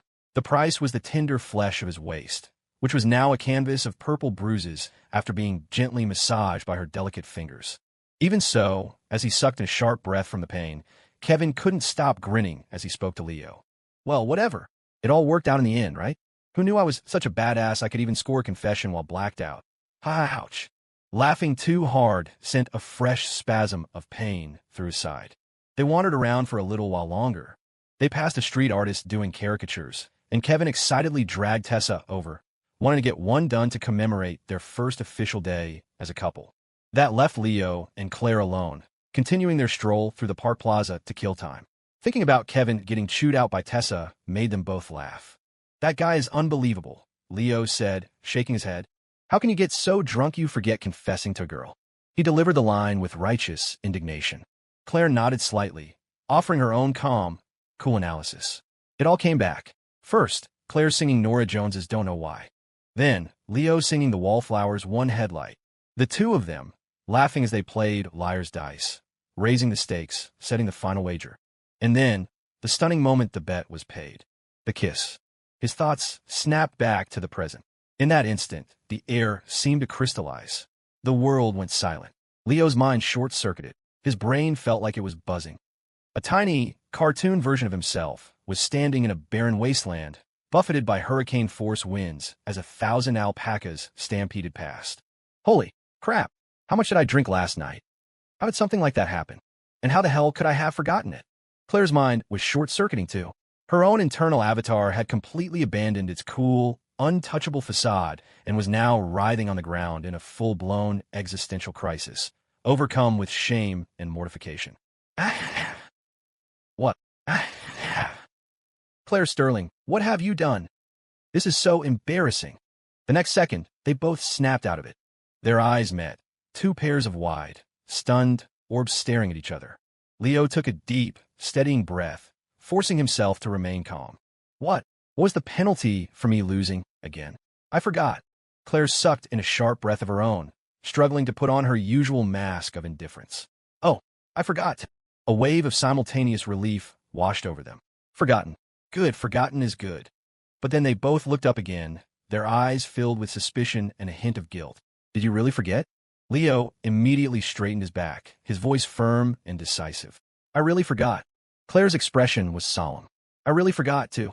Their tones were so grave, they might as well have been swearing a blood oath. After the declaration, they glanced at each other again, then quietly let out another breath, making a silent, mutual resolution. No matter what, even if the other person remembers, I have to pretend I don't. Just then, Kevin and Tessa walked back over, caricature in hand. Kevin was bubbling with enthusiasm. Claire, Leo, what do you say we head back to the vault? I'll order some more drinks. We can go all night. No one goes home sober. Drinks? The word landed like a cattle prod. Leo and Claire both flinched. He'd hit a nerve. Leo glared at Kevin, his voice laced with the disappointment of a man watching his friend make a terrible mistake. Are you crazy? You blacked out yesterday. Why would you want more? There's something wrong with the alcohol at that place. Claire's tone was glacial, her judgment swift and severe. Bad alcohol. I'm never drinking it again. They finished speaking, then looked at each other again, exchanging a serious, solemn nod. Kevin and Tessa were completely lost. They looked at each other, then back at their two friends. A giant question mark slowly formed above their heads. What was wrong with those two all of a sudden? When Claire got home that night, she went straight to her room, shut the door, and threw herself on her bed, rolling back and forth without a shred of her usual grace. Finally exhausted, she flopped onto her back in a starfish position, staring at the ceiling, feeling utterly defeated and hopeless. The CEO of a publicly traded company. The cool, untouchable ice queen of the school. All it took was a few drinks, and her entire image was shattered, her persona about to crumble. Sure, she'd always playfully teased Leo, but she'd never gone this far. At least, she had planned on taking things slowly, step by step. She wasn't mentally prepared to jump straight to the finish line. But those stupid beers had decided to lead the charge for her. And if it were just her actions, that would be one thing. But the real problem was, it seemed like Leo remembered too. Her tiny inner self started rolling on the floor again. Oh, this is so humiliating. After tossing and turning, frustrated and conflicted, she finally sat up. She went to her desk, turned on her computer, and decided to listen to some music to distract herself. The computer booted up. She moved the mouse and opened Winamp, the most popular music player of the era. Her eyes scanned the playlist and landed on a familiar title. One headlight. She paused. Then, as if guided by an unseen hand, she moved the cursor and clicked play. She said, "It's cold. It feels like Independence Day." The familiar rock melody and lyrics filled the room, pulling her thoughts back to the small karaoke room from the other night. The soft, dim lighting. The handsome, clear-faced boy sitting on a high stool, looking relaxed and free, singing into the microphone. As she replayed the scene in her mind, listening to the music from her computer, Claire felt herself drifting, her mind slowly calming down. Before, she had felt embarrassed and awkward, thinking the kiss was just a reckless, impulsive act fueled by alcohol. But now, thinking back on it seriously, she remembered her own thought process from that night. The moment she saw him singing, the way her heart had been struck, that wasn't fake. Those were her true feelings. She had to admit it. Before, her feelings for him were mostly a mix of guilt and gratitude, followed by sympathy, admiration, and a sense of kinship after reading his diary. But in the time they had spent together since she was reborn, she had, without realizing it, invested her real emotions into their relationship. Quietly, without her even noticing, she had slowly, truly fallen for him. The kiss last night was certainly pushed along by alcohol, but it was also the natural result of where her heart was leading her. Once she understood this, Claire let out a long, deep breath. A wave of relief washed over her, and a smile finally returned to her face. If I'm sure about my feelings, then what's so embarrassing about kissing the person I like? Besides, she was the CEO of a major corporation, a mature woman in her 30s. If she likes someone, she should be open about it. How could she let a single kiss throw her off her game? From now on, everything would proceed as planned. She had to stay on the offensive. As she thought this, a playful idea struck her. She wanted to call Leo. She found his number in her contacts and dialed. He picked up quickly. Well, what's up? His voice was audibly nervous. A small smile played on Claire's lips. Little guy, you do remember last night, don't you? And you're still pretending. Outwardly, however, she feigned nonchalance, her tone light and casual. Oh, nothing. It's just, I think I'm starting to remember a little more about what happened last night. As she spoke, a mischievous glint sparkled in her eyes, but her voice remained perfectly calm. The penalty for you losing was that you had to kiss me, right? Crash. From the other end of the line came the distinct sound of someone falling out of bed. Hearing the thud of Leo falling out of bed, Claire struggled to suppress her laughter, continuing in her calm, innocent tone. Of course, I'm not entirely sure. That's why I wanted to ask you if you remembered anything. On the other end of the line, Leo scrambled back up, fumbling with the phone. A frantic torrent of denials poured out. No, nothing. I don't remember anything at all. You must be remembering it wrong, too. We're both good students, right? We'd never make a bet like that. He allowed a series of dry, nervous laughs. Claire found it absolutely delightful, but her voice remained laced with pretend confusion. Really? But I feel like... Before she could finish, Leo cut her off, his voice rushed and desperate. Don't feel. You're definitely remembering it wrong. It's getting late. Time for bed. We'll talk next time. Good night, good night. He hung up with lightning speed. As if terrified, she would press him further. Through the silence, she could practically picture him on the other side, heart pounding, shaken to his core. Putting down her phone, Claire fell back on her bed, her body shaking with laughter. Teasing him is just too much fun. Now that she had sorted out her feelings and cleared her head, her entire aura had shifted. She stretched languidly, her graceful figure arching on the bed. Her long, pale legs crossed slightly and extended, creating a breathtakingly elegant curve. At that moment, Claire looked at the call history on her phone, at the contact name Little Leo. A smile tugged at the corner of her lips, her eyes dancing with a captivating, alluring light. Her shy deskmate was just so cute. Little Leo, get ready. Big sister is coming for you. Having decided to go on the offensive, Claire, who in her past life as a CEO was known for her decisive action, moved quickly. The next morning, she sat at her desk with a pen and paper and began to formulate a strategic plan. Her greatest advantage was her memory of Leo's diaries and all the other information she had consumed in her past life. And with her almost supernaturally powerful memory, she could recall most of the content, down to the specific details. It was like having the cheat codes before starting a game. Winning him over would be easy. Putting her plan into action, Claire's pen flew across the notebook, mapping out a web of information, events, and associated people related to Leo. Everything was organized along two axes, timeline and importance. As she was plotting, her list brought her to a specific piece of information. Staring at the new keyword she had just written down, Claire's eyes suddenly lit up.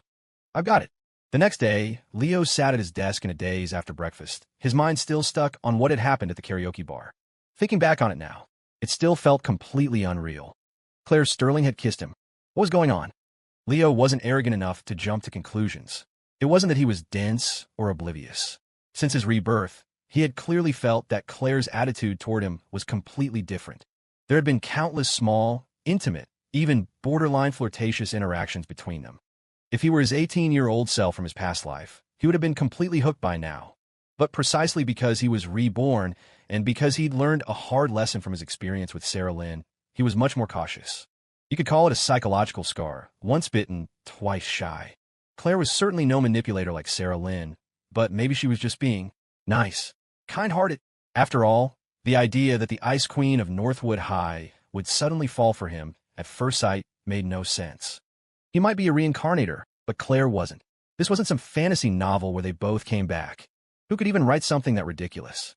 Leo pursed his lips. After that logical breakdown, his sense of intellectual superiority reasserted itself. Therefore, what happened the other night was purely a drunken accident. Fortunately, Claire didn't seem to remember it either, so the best way to handle it was to pretend it never happened. That way it won't be awkward between us later. Leo made this righteous decision. But at the same time, his hand betrayed him, unconsciously drifting up to touch his own lips. His tiny inner avatar was wringing its hands in despair. The taste of kissing Claire. I completely forgot because I blacked out. Damn that cheap karaoke bar booze. Ultimately, it was a small thing. With the mature soul of a man in his 30s, Leo didn't dwell on it for too long. By lunchtime, his mood had stabilized. He calmly ate with his parents, then cleared the table and casually returned to his room. His parents, however, watched him go with a puzzled expression. What's with that kid? Why does he keep smacking his lips while eating today? With nothing to do that afternoon, Leo turned on his computer to surf the web. The moment he logged into AIM, he was greeted by a series of notification pings. He clicked open the window and saw it was his old middle school group chat. Someone was typing. It was an announcement. Hey everyone, tonight at 6 p.m., reunion for Northwood Middle's Class 6. The Mariners catch. Cost is $70 a person. Don't be late. Everyone be there. Class 6. A reunion. Leo blinked, a faint memory stirring. He seemed to recall attending something similar in his past life after his final exams. But it was so long ago that the details were lost. He could barely remember the faces of his middle school classmates, let alone their names. But he had nothing better to do. It might be nice to go see some old faces and take a trip down memory lane. He made his decision. At 5:30 that evening, Leo freshened up, told his parents he was going out, and headed for the door. At that very moment, in a villa in Coral Court, Mrs. Phone watched as Claire carefully adjusted her outfit in front of a full-length mirror. Claire, are you not eating at home tonight? Where are you going? Claire smoothed down the pleats of her skirt, did a quick spin in front of the mirror to admire her reflection, and smiled with satisfaction. I'm going to a reunion. At 6 o'clock sharp, Leo arrived at the Mariners catch for his middle school reunion. Despite the grand name, it was really just an upscale seafood joint with an outdoor beer garden vibe. A dozen plastic tables were set up under an awning out front, already packed with customers eating, drinking, and shouting over each other. Inside, there were 6 or 7 private rooms, a bit classier and quieter. Leo's reunion was in room 6. He knocked, then pushed the door open. The room was set up with 2 large round tables, already mostly filled with about 20 of his former classmates. Leo's eyes swept across the room. Most of the faces were complete blanks. Even for the ones that looked vaguely familiar, he couldn't put a name to them. Counting his past life, it had been at least 16 or 17 years. It was only natural that he'd forgotten. For his classmates, however, it had only been 3 years since middle school graduation. The memories were still fresh. As soon as Leo walked in, someone recognized him and waved him over enthusiastically. Leo? Hey man, over here, sit here. We were waiting for you. Leo nodded and made his way over to an empty seat. It had been a long time since these old classmates had seen each other, and the conversation was loud and lively, the atmosphere buzzing with people catching up. Leo sat in a corner, not really joining the conversation, just observing everyone with interest. He had gone to Northwood Middle, which wasn't one of the top-ranked schools in town. Many of his classmates had gone on to vocational schools or joined the workforce right after graduation. As a result, compared to the recent graduates from Northwood High, most of Leo's middle school classmates looked and dressed much more mature, more worldly. Some of the guys had tattoos, were smoking, had styled hair, or even wore flashy, gold-plated chains. The girls were all dressed up, some in a way that was almost provocative, with high heels, stockings, and heavy makeup, all trying to show off their best side. Among this crowd, Leo, in his simple hoodie and jeans, looked like a goody-two-shoes student. He stuck out. Someone at the table immediately noticed his attire, and the conversation shifted to him. Leo, you go to Northwood High, right? Wow, a real brainiac. How'd you do on your finals? Think you'll get into a good university? The question drew the attention of several others. Leo hadn't bothered to check his answers or estimate his score after the exams, but he had a pretty good idea of where he stood. He'd probably done about as well as he had on the midterms. But he had no intention of showing off to his old classmates. He just smiled. It was okay. We'll see when the scores come out. It was a humble answer, but one of the guys at the table, a cigarette dangling from his lips, snorted. If you ask me, being book smart is useless. College grads these days still end up slaving away at some dead-end job, right? Better to get out into the real world and start making money early. Look at me. I've been working since middle school, and I'm doing just fine. His comment was met with a chorus of praise from those around him. Totally, Eddie's a boss. Runs his own business. Don't forget about us when you're rich, man. Leo looked at the smoker, and a name came to him. Eddie Chien. He remembered this guy. In his past life, Eddie had made a good amount of money, but Leo had heard he got seriously ill and died before he even turned 30. It was a shame. The smoker, Eddie, looked pretty pleased with himself, puffing out his chest. That's me. I wasn't even a group leader back in middle school. Now, I run a small pool hall, pulling a few thousand a month. Life's good. Hey, Leo, if you can't find a job later, you can come work for me. I'll take care of you. If this had been the 18-year-old Leo from his past life, he would have been furious. But as a reincarnator with the soul of a man in his 30s, Leo wasn't bothered by this kind of petty reunion bragging. He actually found Eddie to be a pretty straightforward guy. He might talk big, but he had a good heart and a certain street-level loyalty. Thinking of this, Leo felt a wave of nostalgia and simply nodded at Eddie. Thanks. Then, after a moment's thought, he added with genuine sincerity, if you're making money, you should enjoy it. Don't be too frugal. You can't take it with you in a few years. Eddie Chien? A giant question mark formed over his head.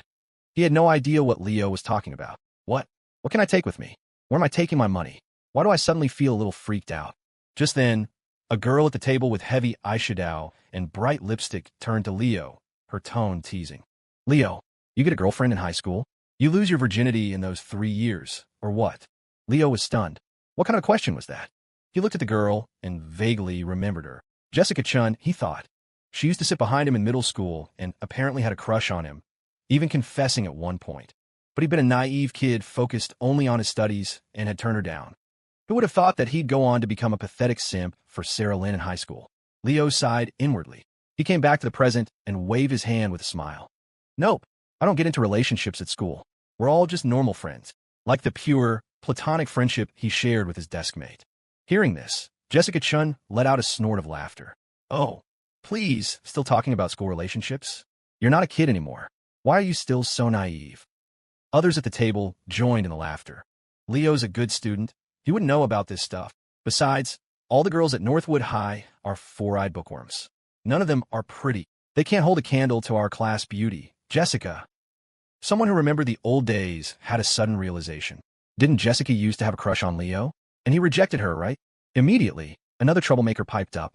Whoa, then you really missed out, Leo. Look how beautiful Jessica is now. She's even got a job at the state factory. She's the factory beauty. You're just a student. She's out of your league now. Listening to her classmates' laughter, Jessica smiled demurely, but her eyes remained fixed on Leo, a flicker of pride in her heart. Everyone in the room froze. Their brains went into overdrive. First, they couldn't believe their eyes. This impossibly beautiful girl, bright and pure in a stylish plaid skirt and white shirt, had just stumbled into their reunion.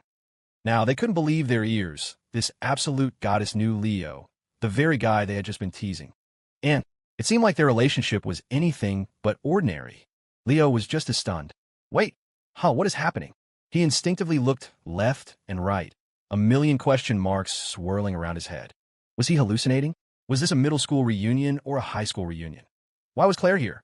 Yes, the newcomer was Claire Sterling. As reality crashed back in, Leo shot up from his chair as if launched by a spring. He hurried to the door, pulled Claire aside, and hissed in a low voice, "What are you doing here?" Alone with Leo, Claire's demeanor instantly shifted back to its usual cool detachment. Her tone was nonchalant. Just passing by, accidentally walked into the wrong room. It was indeed a coincidence. A coincidence that had led her to the Mariner's Catch, a location she found thanks to a certain person's old diary. There were 7 private rooms in the restaurant, and she had coincidentally walked into the wrong one 5 times before this. Finally, she had coincidentally and accidentally stumbled into room 6. Coincidences take a lot of work. Meanwhile, the people in the room saw Leo and this impossibly beautiful girl whispering together, their body language intimate, and their expressions turned to disbelief. One of the guys swallowed hard, his mind racing, but he managed to force a smile. Leo, aren't you going to introduce your friend? This is... Leo ran a hand through his hair, unsure how to explain the situation. This is... Before he could finish, Claire naturally looped her arm through his, lifted her head, and smiled sweetly at the room. Hello, everyone. You can call me Claire. I'm Leo's girlfriend. Whoosh! The entire room erupted. At the 2 tables, 20 people nearly fell out of their chairs in shock. Several of them scrambled up from under the tables, staring at Leo and Claire, their faces a mask of utter astonishment. Gee, girlfriend?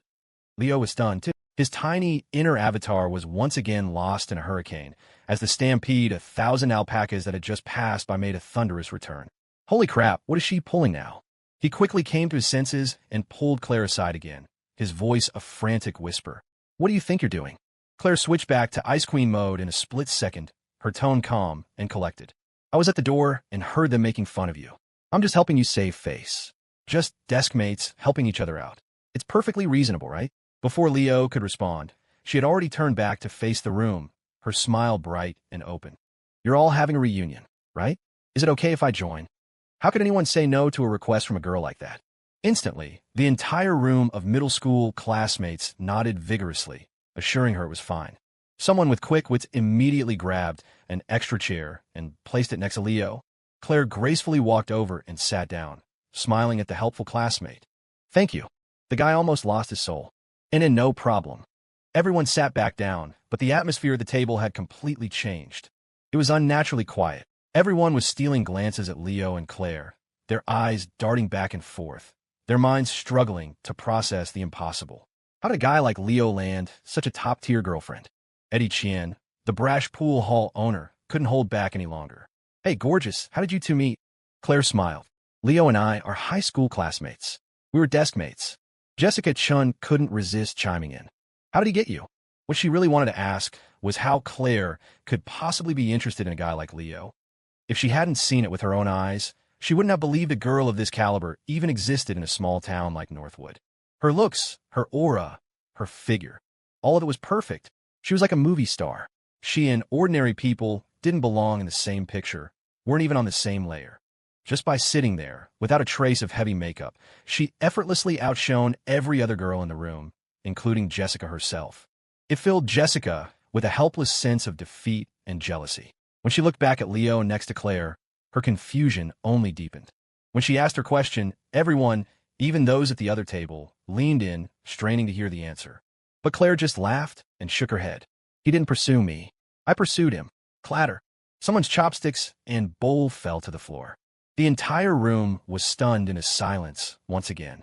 Leo was stunned. He tugged on Claire's sleeve under the table and whispered, "Don't you think you're laying it on a little thick?" Even he wouldn't have dared to make such a bold claim. She was saying it without batting an eye, and it was making his own heart race. Claire's smile didn't falter. Her lips barely moved as she whispered back calmly, "If you're going to put on a show, you have to go all the way. Don't worry." She then turned her smiling face to the others. There's no rule that says the guy has to be the one to do the pursuing. When you meet an exceptional guy, a girl should take the initiative, shouldn't she? Everyone's head swiveled in unison to look at Leo, their faces a mixture of confusion and disbelief. Leo? This guy? Is that exceptional?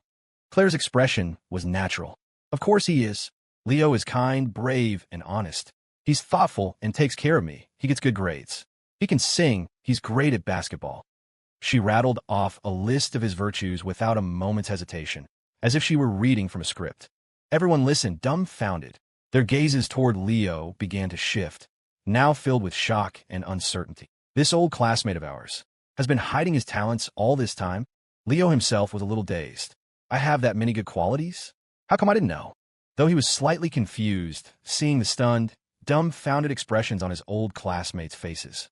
Even though he hadn't intended to show off, he couldn't help but feel a little thrill of satisfaction. So this is what it feels like to have Claire back you up? It's pretty awesome. Just then, a waiter came in with their food, placing platters of stir-fries and seafood on the table. A large plate of oysters was set down right in front of Leo. Claire used her chopsticks to pick up a few oysters and thoughtfully place them in Leo's bowl. Her voice was gentle and caring, but her words seemed to carry a hidden meaning. Eat up. You need to keep your strength. The room suddenly fell silent again. Leo? Both tables of middle school classmates. After the food arrived, the waiter brought in several cases of beer. The mere sight of beer now made Leo flinch. He was instantly transported back to the karaoke bar a few days ago, and with the other person involved sitting right next to him, his guilt went into overdrive. So when a classmate asked him if he was drinking, he shook his head vigorously, his refusal firm and righteous. I'm not drinking. It's bad for you. Eddie Chien curled his lip. What kind of man doesn't drink? He then stole another glance at Claire, a look of envy and resentment in his eyes. How did this kid get so lucky? He doesn't even drink, and he still has a goddess like this chasing after him. Meanwhile, guys like him, who smoke, drink, have tattoos, and wear big gold chains, don't have any angels falling for them. It made no sense. Another classmate solicitously asked Claire, "Ma'am, would you like a drink?" The word ma'am made the tiny avatar in Claire's heart do a little happy dance. But on the surface, she remained poised and graceful, offering a demure smile. "Thank you, but I'll pass. I tend to lose my composure when I drink, and I wouldn't want to be rude." Her words piqued the curiosity of everyone at the table. A girl as angelic as this could lose her composure? How so? Under their persistent questioning, Claire just smiled and said casually, When I drink too much, I like to kiss the person next to me.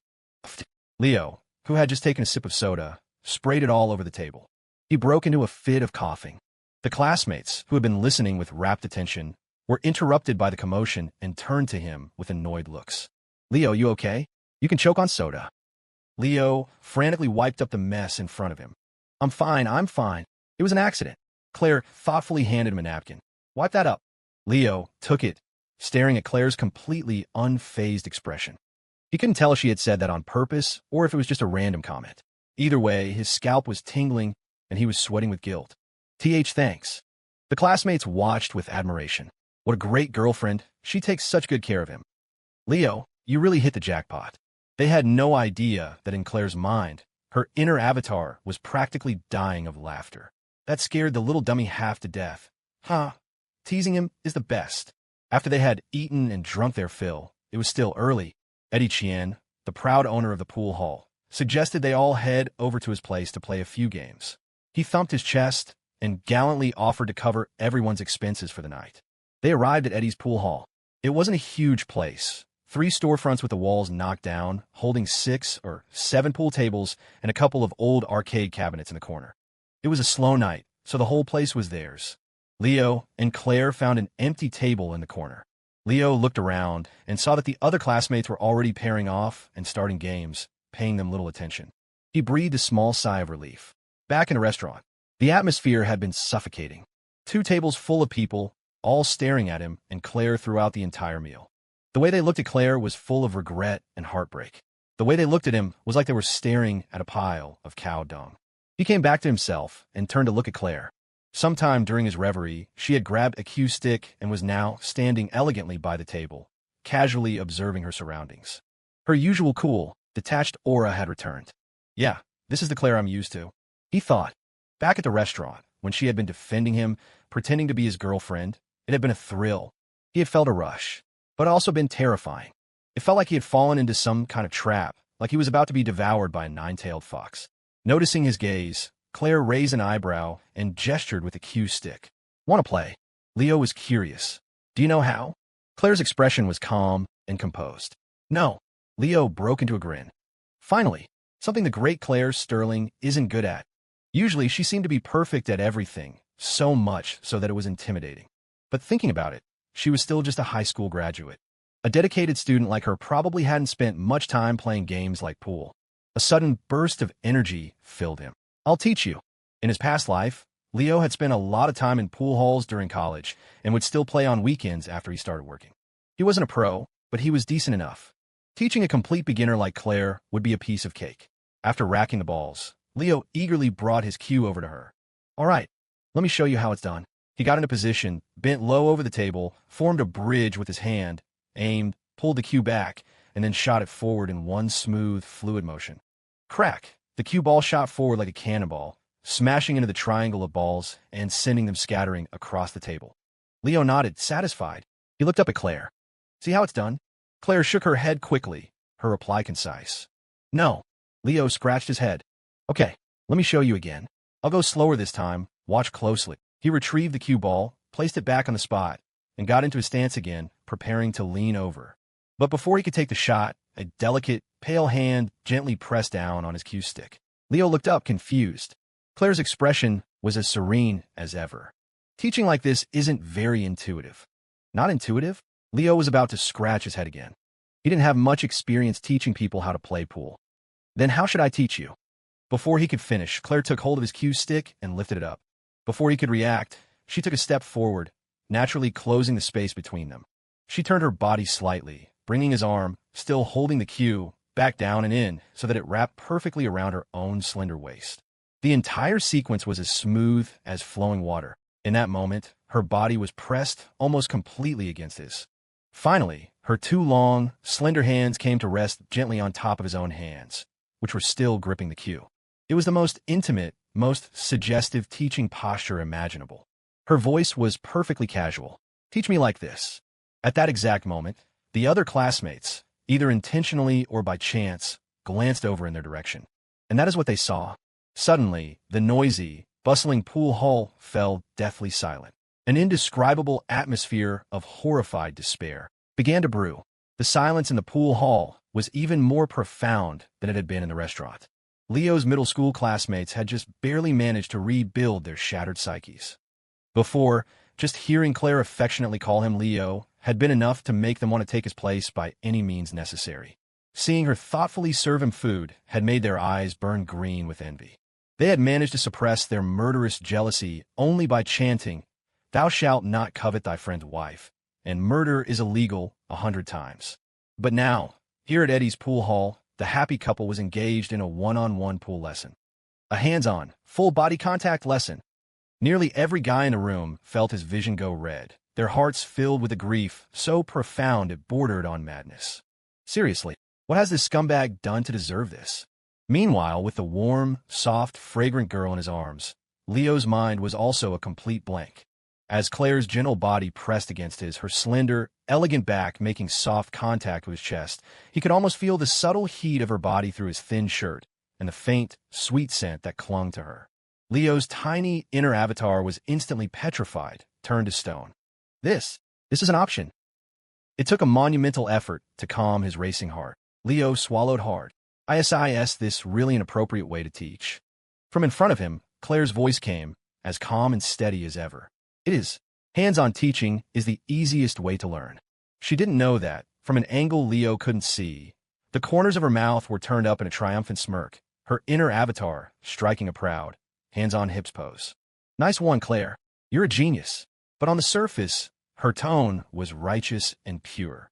If you want to learn a skill, you have to learn it properly. Between desk mates, passing on knowledge with the utmost dedication. Isn't that what we're supposed to do? Leo. He felt like everything about this was absurd, but he couldn't find the words to argue. It was like she wasn't wrong. She was just a very dedicated student. He took a deep breath, gritted his teeth, and nodded with a look of tragic determination. Makes sense. And so, the lesson began. As the teacher, Leo tried to clear his mind of all distractions and enter a professional state. Bend your waist. Spread your fingers. Arch the back of your hand a little. Line up the shot, then strike. As the student, Claire seemed to be genuinely focused on learning, asking questions, and concentrating fully. The situation didn't devolve into the blush-inducing scenario Leo had feared. There were no overly suggestive touches. It wasn't too intimate. Of course, certain small, unavoidable accidents did happen from time to time. For instance, while looking for an angle, Claire might accidentally step back, bumping into his chest. "Oh," she would say in her light, airy voice, followed by a nonchalant apology. "I didn't realize you were behind me. My mistake." Or, as Leo was correcting her posture, she would appear to be listening with rapt attention, nodding continuously. "Hold the cue firmly." "Okay, holding it firmly." "Leo." He looked down in silence at the delicate hand that was now gripping his own. "I think you're holding the wrong thing." The girl glanced down, a look of mild surprise on her face. "Am I?" She then calmly removed her hand. Just a coincidence. The one-on-one, hands-on tutoring session didn't seem to be producing any results. The universally acknowledged genius, Claire Sterling, seemed to have regrettably little talent for pool. Leo taught her for what felt like an eternity. He didn't manage to teach her anything, but he was completely exhausted, mostly mentally exhausted. He had to be constantly on guard against her accidentally bumping into him or coincidentally grabbing his hand instead of the cue, all while she looked up at him with her cool, innocent expression and said, "Sorry, it was an accident." It was making him question his own sanity. He started to suspect that maybe she did remember what had happened at the karaoke bar, the kiss after they got drunk. Was this a revenge? But that didn't make any sense. He was the one who had taken advantage of her. Her method of revenge couldn't possibly be to take advantage of him back, could it? That was ridiculous. Girls didn't take advantage of guys. Leo shook his head, confidently ruling out that possibility.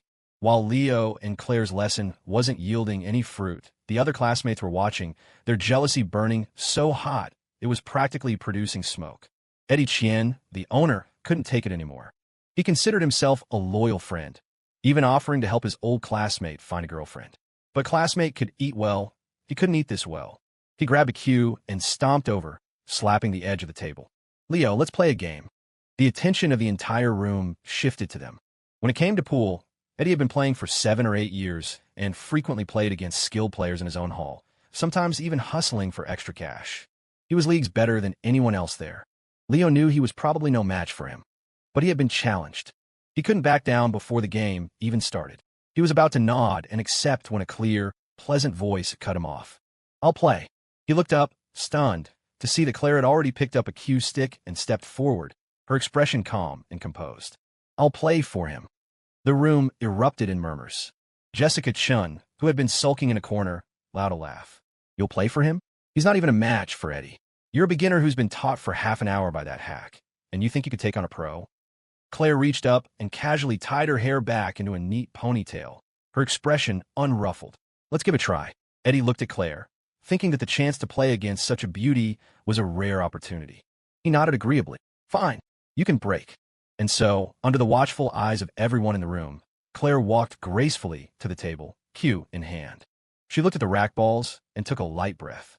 Then, she lowered her shoulders, bent at the waist, and placed her pale hand on the felt, the back of her hand slightly arched. The cue rested on her bridge, as steady as a pine tree. She lined up the shot. Her slender, graceful figure seemed to merge with the cue. Eddie, a semi-pro himself, felt his eyes twitch. The next moment, a sharp, blade-like glint appeared in Claire's eyes. Her cue shot forward instantly. Crack! The cue ball flew like a cannonball into the rack, sending the other balls exploding across the table. One of the solids dropped neatly into a corner pocket. A wave of shocked gasps swept through the crowd. Leo just stared, completely dumbfounded. The show was on. The second ball, the third, the fourth. As everyone in the pool hall watched, their jaws on the floor, the girl with the neat ponytail moved around the table with light, nimble steps, cue in hand. She was like a master hunter stalking her prey, or a seasoned surgeon wielding a scalpel with absolute precision. Every time she shot, crack, a sharp report. A target ball dropped into a pocket. She never missed, until finally, the 8 ball was knocked in by the cue ball, leaving the table completely clear of her solids. She had run the table. A perfect game. The entire pool hall was dead silent. You could have heard a pin drop. Everyone was frozen, staring at the girl, calmly setting down her cue as if they had just witnessed a miracle. It was like a scene from a martial arts novel, a peerless heroine descending from the heavens to dominate all before her. One of the classmates was completely stupefied. "Holy crap, that was insane. A beginner did that." Claire, without blushing or her heart rate increasing, just smiled. "A great teacher makes a great student. It's because Leo taught me so well." Eddie was baffled, his brain struggling to keep up. "You just taught her for a little while, and she can play like that." Leo was also in shock, questioning his own reality. "Is my teaching ability really that good?"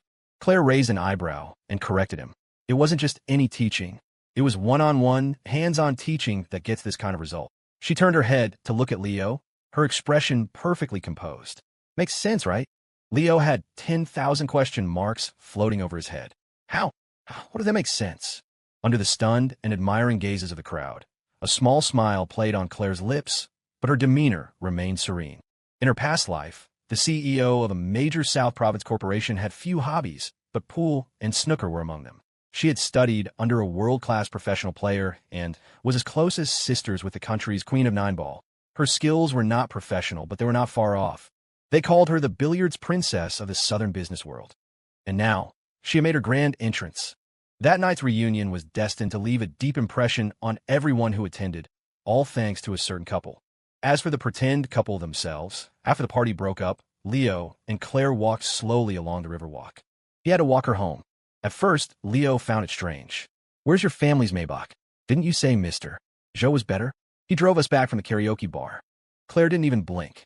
"Mr. Joe got sick again." Leo just nodded and said, "Oh." He didn't think much of it, other than that Mr. Joe looked pretty tough. He'd heard he was retired special forces, but was surprisingly frail. Just like their gym teacher at school. "Fine, I'll walk her." But Leo glanced down at the delicate hand that was so naturally holding his. "Is this really necessary?" Claire's expression was unchanged. "Of course. You forgot. I'm afraid of the dark at night." Leo thought back. He seemed to remember her saying something like that. He nodded again, satisfied. "Makes sense." They walked hand in hand along the river. The cool summer night breeze brushed against their faces, carrying the faint scent of wildflowers, and he felt himself relax. Thinking about Claire's stunning performance at the pool hall, Leo couldn't help but look at her again and voice the question that had been nagging him. "You already knew how to play pool, didn't you?" Any sane person could see it. A true beginner could never have run the table so smoothly. Even a decent amateur player would have trouble pulling that off. But if she was already a master, A bigger question arose. Why did she pretend to be a beginner and make him give her a one-on-one, hands-on lesson? Meeting his gaze, Claire's expression was calm and composed. No, I don't. That was my first time playing. I'm probably just a fast learner. Leo. That was so ridiculous that not even an idiot would believe it. But Claire wasn't finished. She looked at him and raised an eyebrow. Otherwise, why would I have needed you to teach me? Was I just pretending? Leo was shocked. Holy crap, what a reversal. He hadn't even figured out the answer to that question himself, and she was already turning it back on him. Brilliant. Before, he might have half believed her, reluctantly accepted it as making sense. But now, thinking back on all their interactions, a mountain of doubt was beginning to form in his mind, especially when he thought about the night of the graduation dinner. The karaoke room, the shocking bet she had proposed when they were drunk, and the final, stunning kiss to settle it. A blurry, uncertain answer to a question he hadn't dared to ask seemed to be slowly rising to the surface. Leo stopped walking and looked at Claire. He chose his words carefully, cautiously testing the waters. The other day at the vault, what happened after we got drunk in the room? You remember, don't you? He stared intently at her face, watching for any change in her expression. He had to know what she was really thinking. If she denied it, if she showed even a hint of guilt, he would see it. He never expected her response. She barely paused before nodding, open and honest. Yes, I remember. Huh. Now, it was Leo's turn to be stunned. He had not expected her to admit it so easily. His brain felt like it was about to overheat.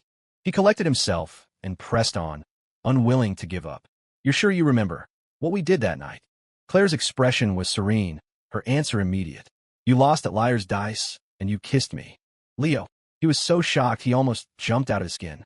Wait, she really remembers? And she just said it out loud? Claire's eyes were fixed on him, her eyebrows slightly raised. What's wrong? You lost the bet. Paying up is perfectly reasonable, isn't it? What? Leo was completely bewildered, his brain on the verge of melting down again. When he finally found his voice, his eyes were wide. Of course it's not reasonable. We're classmates, deskmates, friends. Friends don't kiss each other. Claire just frowned slightly and asked in return, is friendship such a fragile thing? It breaks with a single kiss? Getting hands-on swim lessons from your gorgeous deskmate. What's that like? For Leo, it was pure torture mixed with bliss. Under the summer sun, her white floral swimsuit skirt showed off her slim figure, pale skin gleaming, drawing stares from every guy around. Then their eyes shifted to the dude next to her, loaded with envy and hate. It stroked the ego, sure, but the bliss stopped there. The rest was a nightmare of frustration and temptation. Start with holding your breath. Her teaching kicked off professional enough. Leo took a deep breath and dunked his head. Beginner mode, he followed orders. But underwater, eyes cracking open, bam, right in front, her perfectly toned, endless legs hidden below the surface. And with the water's buoyancy, her short skirt hem floated up and down with the currents. Eyes wide, heart nearly stopping. He choked hard, bursting up coughing like crazy, hand on his throat. She glanced over. He waved frantically and mastered it. Teach something else. The other stuff was no better. Breath holding was just her pointing. He could solo it. But floating a ball, then front floats, kicking, breaststroke, arm and leg moves. Those ramped up. And as teacher, she got dedicated. Hands on, arms straight. Watch the splash. Core tight. Tight. Leo flailed, splashing, then stood. She frowned. Why so tense? Focus. His mouth twitched. Could you not grab my stomach? That soft hand underwater had just pressed his abs, nearly giving him a cramp. She arched a brow, unfazed. Correcting your form. He wailed. But you just pinched my butt.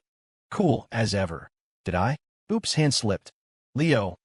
Hand slipped 13 times in a minute. Thank God Tessa dragged her off to other rides, letting Leo breathe. No big deal otherwise. But the awkwardness? Brutal. 18-year-old body, full of hormones. All that teaching, contact, accidental brushes, soul-shaking, deadly, tempting. One wrong move, and certain reactions could blow up. Kevin dog-paddled over, fresh from learning. They hit the snack shack for sodas, then floated back, chilling against the wall, sipping and chatting idly. After a gulp, Kevin turned, winking. So, bro, how's progress? Leo sighed, gloomy. Swim lessons are terrifying. Kevin rolled his eyes. Not that. You and the class prez. How long's it been? Still not seal. Lovebirds always meddle. You like her. She likes you. Obvious to anyone. Listen, strike now or regret it. Leo tried righteous denial. Don't start. We're just classmates. Kevin's eyes nearly hit the sky. Classmates, my ass. Fool your bros, but don't fool yourself. Leo, really just classmates. But glancing over, spotting her splashing with Tessa in the pool. Tessa giggling, spraying water. Sunlight turning droplets to sparkles. Claire smiling faintly, standing tall, ponytail swinging, full of energy, pure and radiant. Watching that, Leo's heart raced a bit. They played all afternoon, heading back exhausted but happy, grabbing dinner at a roadside barbecue joint. Swimming burned calories, the friendly owner piled plates high, and they dug in like wolves. Summer night breeze cooled things off. Eating, drinking, friends laughing. Relaxed and easy. Talk turned to college life. Scores were out soon. Apps due. Tessa aimed for Portland. Family business there.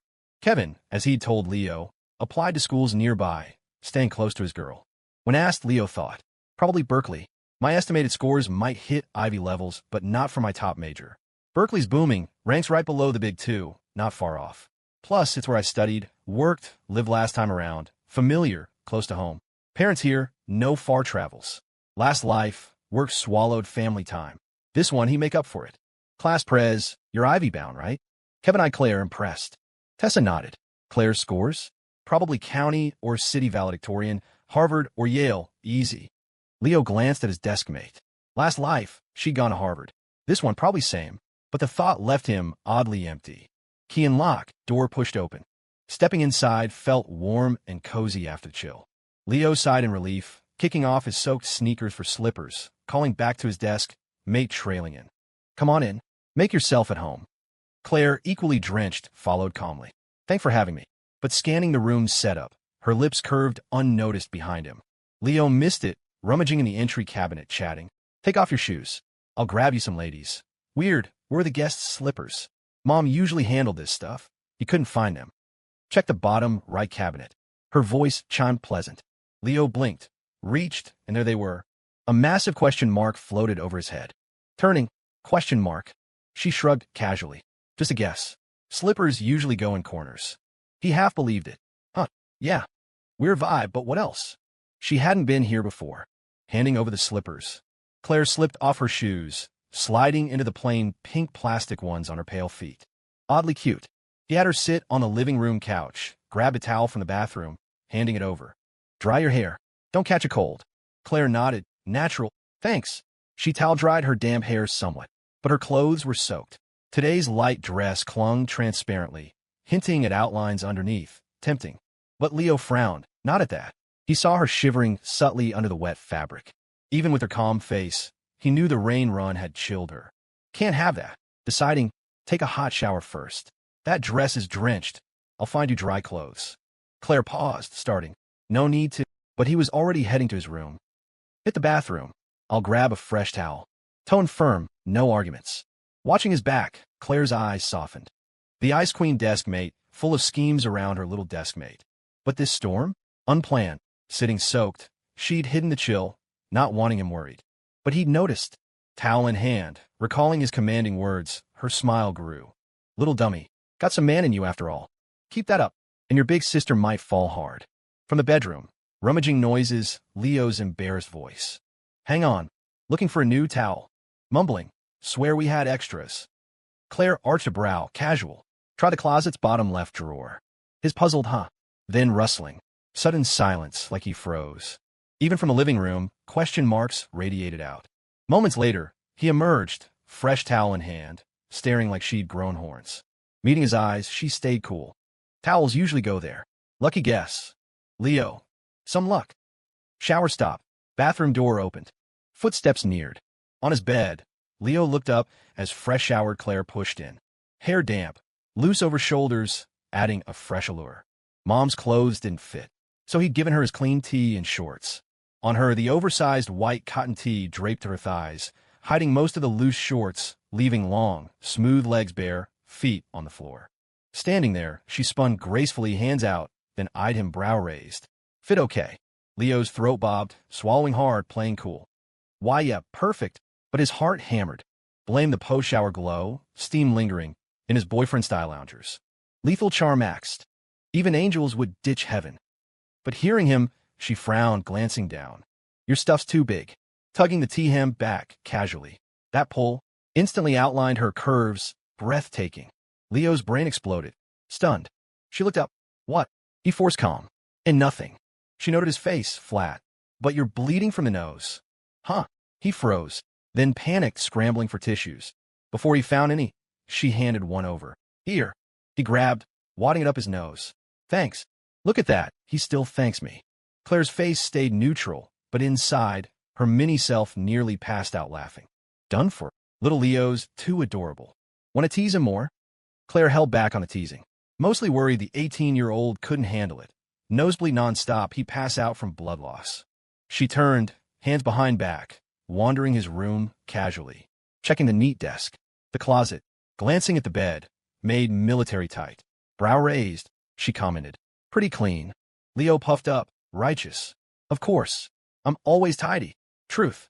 While she showered, he'd frantic cleaned, hiding anything embarrassing. A guy's room, huh, she mused casually.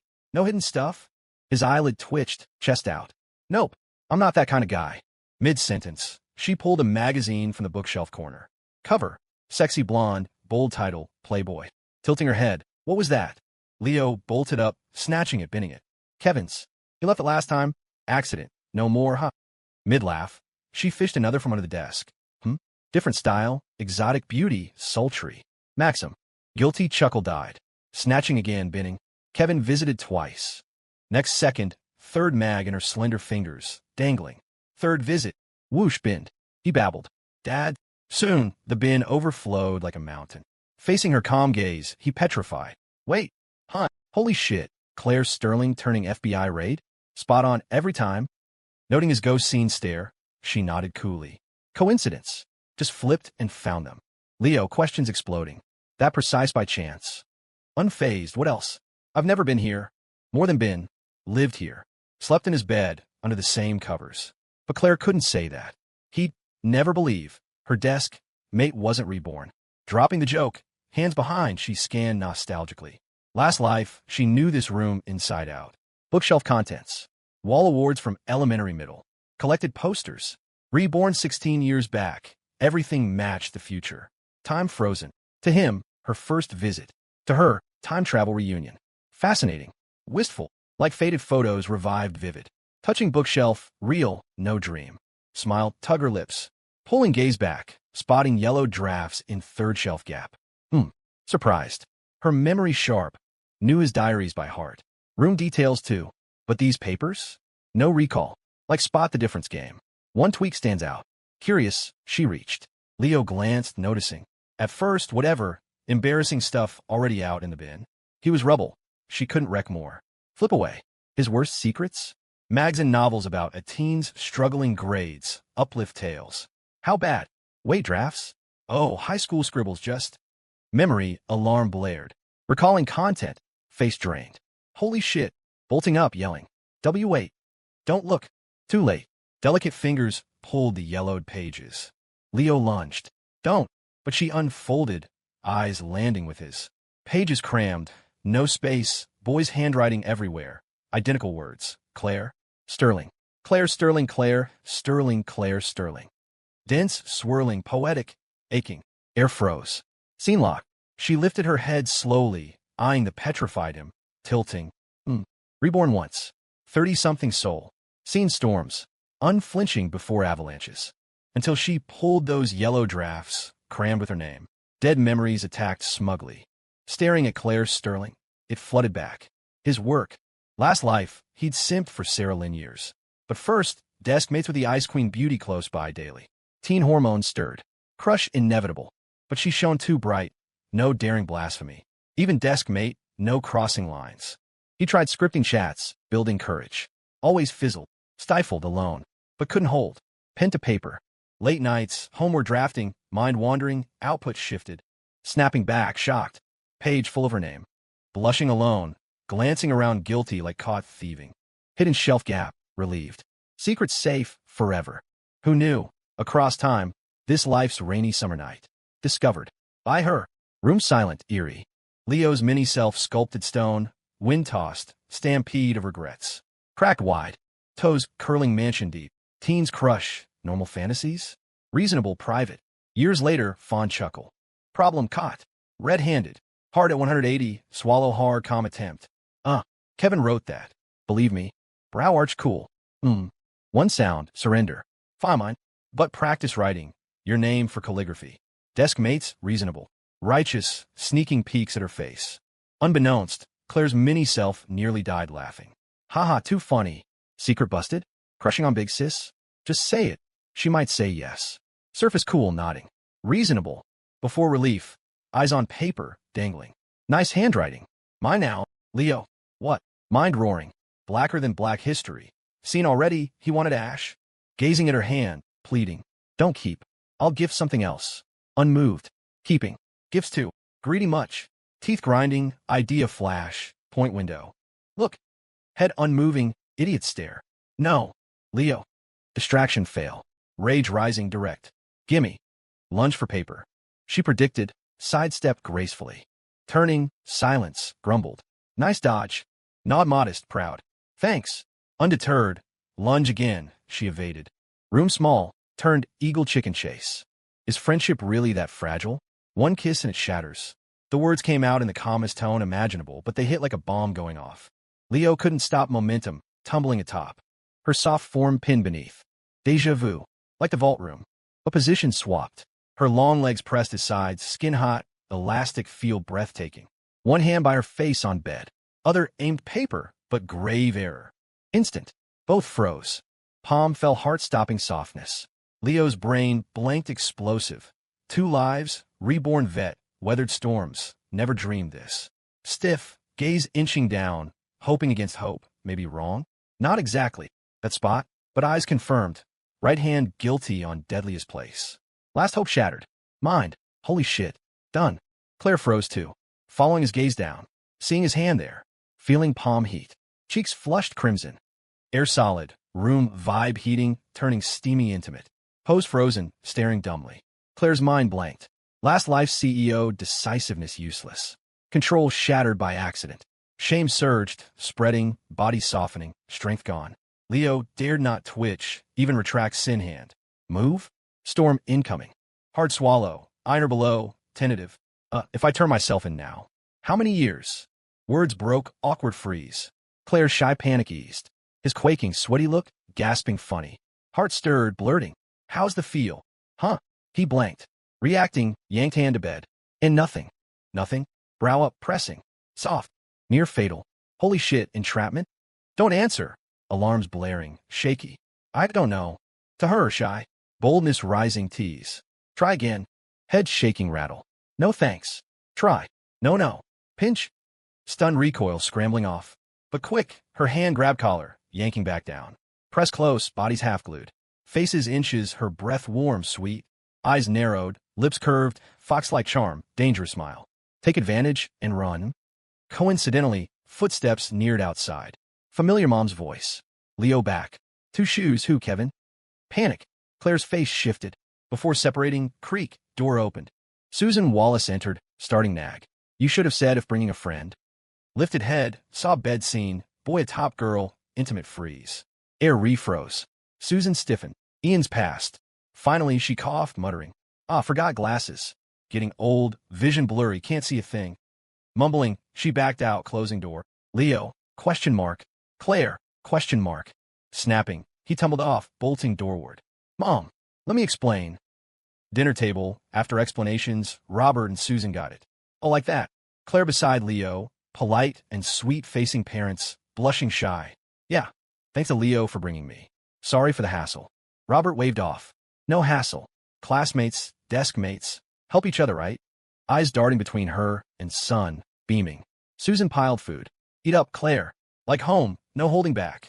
Claire nodded, smiling sweet. Thanks, Mom and Dad. That melted them. They heaped her bowl mountain high.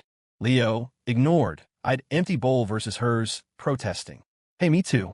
Parents glanced. Who are you? Head swiveled back, doting on her. Leo. Fun family dinner. Leo, pure outsider, heir to his folks. Claire ate dainty, poised like royalty. Robert and Susan adored her more by the second. Kept piling food, chatting casual. And wow, they clicked perfectly. With Robert, learning factory foreman. Her questions hit his proudest career spots. He beamed explaining, even popped a beer, chugging rosy-cheeked. With Susan, home stuff, chores, cleaning, budgeting. She chatted eagerly, sharing tips. Susan lit up. Yes, why didn't I think? Instambustias. Leo listened stunned, staring like alien. Holy shit. How? She waltzes in, charms my parents instantly. Ice Queen charm all ages, guy-girl killer? Meanwhile, Claire eyes down, lips curving. Simple. Last life knew their tastes inside out. Chat led to her family. Claire's smile polite. Dad's in business. Not in Northwood much. I live here alone, with driver and housekeeper. Mom. Pause, looking up calm smile. Past when I was little, sick. Words sobered the table. Leo paused, glancing. Last life, minimal chats. School Ice Queen lone wolf, family unknown. So this envied perfect girl had hidden pain. Mom gone early, dad away working. Lonely childhood, mansion no warmth. No wonder lone chill. Sorry parents apologized, comforted. Claire breathed, shook head smiling. Fine, used to it. And turned, smiling. Thanks to you. Crashing here, but you're so kind. Feels like home I never had. Touched them deep. Robert chugged silently, piled more food. Susan teary held hand. Silly. Treat here like home. I'll mom you if okay. Eating Leo blinked up, huh? Claire paused. Last life similar, first meet with his parents. Despite loss, their kindness warmed her. Not just guilt from a sacrifice, genuine respect, family view. Heart aside, sees chance. Table, face lit joyful, hesitant hopeful. Then, can I call you mom? Susan teared joyful, nodded hard. Of course. Tentative, mom. Susan beamed. Yes. Joy all around. Leo froze stone, question mark huge. Huh. Susan spotted brow up. Leo, that face? Problem. Claire glanced, dim. If Leo minds. Forget. Robert slammed table. He dares. Glared daggers at son. Leo. No problem. Cowed by authority. But side-eyed her black lines. She demure, eyes down. Unseen angle, lips sky high. Reborn once. Little Leo parents conquest. Round 2 win. Mini self hips hands. Triumphant. Call them last life. This life renew. Reasonable. Post-dinner, Susan's sofa chatted Claire long. Night deepened. Susan adored, reluctant. Nearing goodbye, eyes bright. Or, Claire, stay over? Susan's words hushed living room. Leo blinked up, huh? Questions galore tonight. 2 bed, 1 bath plus study. How host? But seeing excited mom, nodding beaming dad. Didn't dare ask, she stays, I wear. New answer. Study or booted, space for her. So eyed her hopeful. Thankfully, polite thanks decline. Not tonight. Didn't tell home, no stuff. Plenty time later. Last words, glancing him, pointed deep. Leo chills. Holy shit. Fox spirit vibes. Parents regretful, but agreed. Leo escorted her home. Doting goodbye at door. Susan held hand. Careful. Claire smiled. Yes. Thanks, Mom. Natural melt. Glance son stern. Fail escort. Off with head. Robert pondered, face firm. Your mom right. Leo. Got it. Somehow home rank dropped. Biking her home. Summer night breeze, fresh post-rain. Invigorating. Street lights. Home glows. Bustling, warm, peaceful. Familiar roads. Town nights. From dawn starts to moon returns. Northwood summer. Small town charm. Born raised. Wheels knew every lane. Corner of simple, vibrant life. Leo felt peace oddly. Past. Solo rides hurried. Reborn. More appreciate nostalgia. And change not just mind. Rear seat weight. Her presence smiled unwitting. Relation aside. Summer night fresh. Company not alone. Mood lifts. Ding ding. Mood up. Pedaled faster. Cool turn. Wind forward. Rear. Hair dance breeze. Sensing his joy. Hers rose. Roadside record store. Played tune. 2007 summer. Plain white tees new. Hey there Delilah out. Night air. Carried soft strum. Singer's gentle croon. Hey there Delilah. What's it like in New York City? I'm 1,000 miles away, but girl tonight you look so pretty.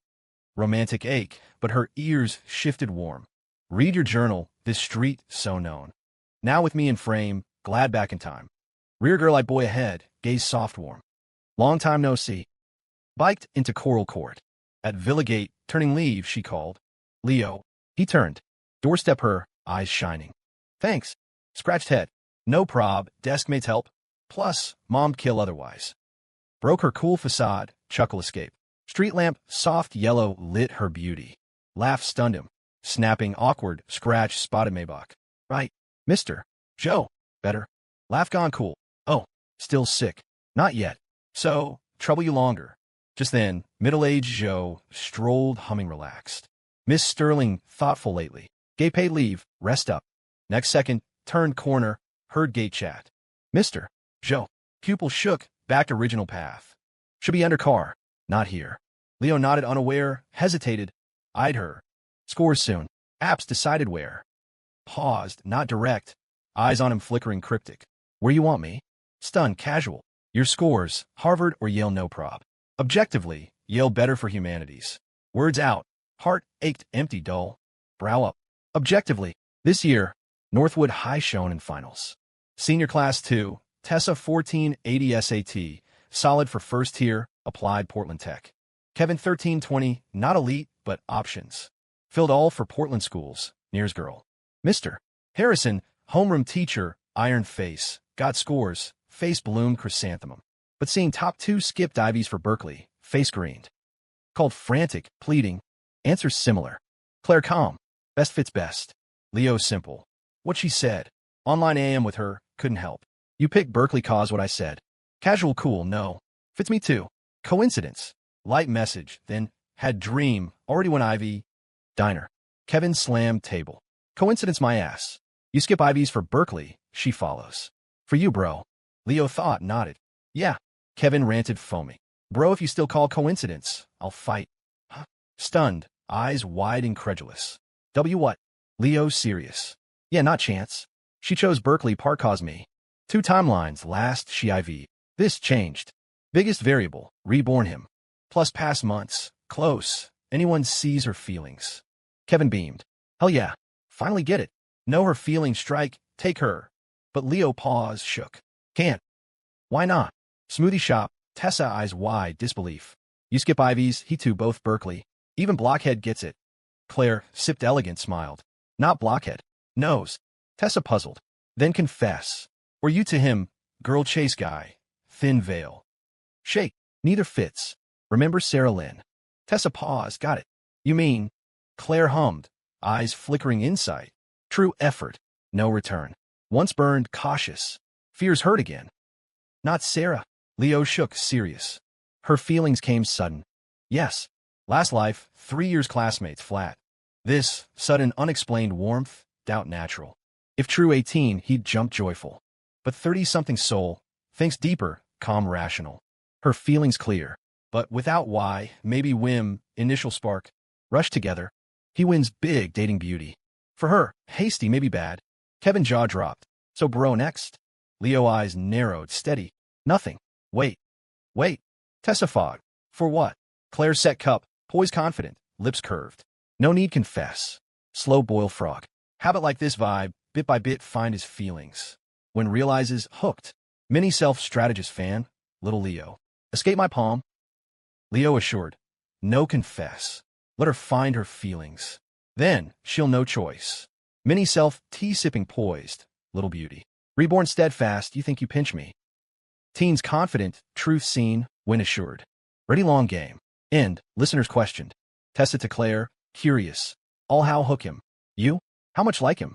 Kevin to Leo, puzzled. Bro not just her feelings. Yours for her? Claire froze. Leo too. Caught off, flustered panic, rose, awkward annoyed. Apps done, seniors free. Good or bad set. Now, guilt-free summer fun. July heat. Northwood summer air brewing subtle vibes. Leo, Claire, Kevin, Tessa. Pairs hung more. Toured town endless, thrilled. Kevin Tessa fresh couple, glued sticky. Leo Claire, pure model desk mates. But intimacy rivaled, surpassed.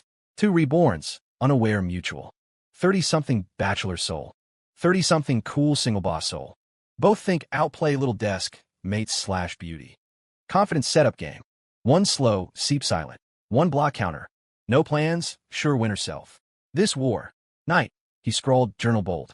Same night, I compiled last life journal little desk mate guide. Lips curved, eyes charm flow. Loser, my devotee. Smokeless war daily, scenes unfold. Accessory shop, new charms. Couples match phone, perfect. Claire tilted to Leo. Deskmate's same pendant, cool. Righteous nod, cool. Amusement park. Today's special. Couples half off. She to him, save cash. Instant save.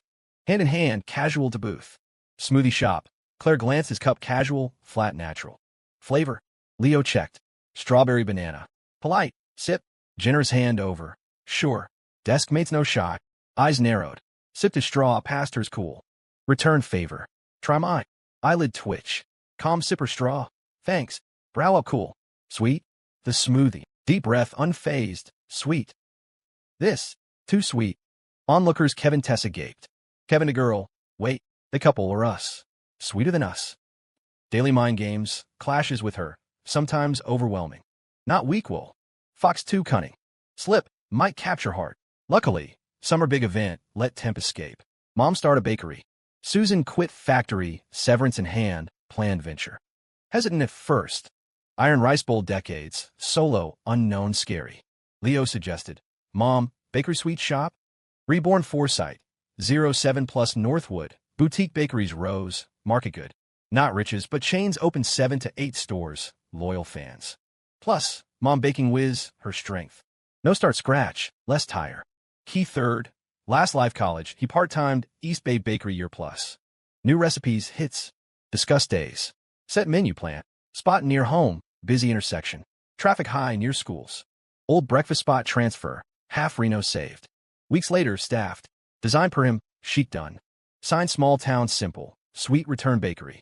Corny. Catchy memorable. Opening eve. 3 days prep. Leo eager help mom conquer local sweets. Afternoon. First guest unexpected. Ding, doorbell chimed. Tall, elegant figure entered. Ignoring Leo's gape, blue dress, graceful beauty, smiled sweet to counter Susan, Mom. Susan turned, joy stepped. Claire, what brings you? Arm linked natural. Dry Mom's new shop. Here to help. Words beamed, Susan shut. Claire tilted to stun him. Casual. Reasonable, right?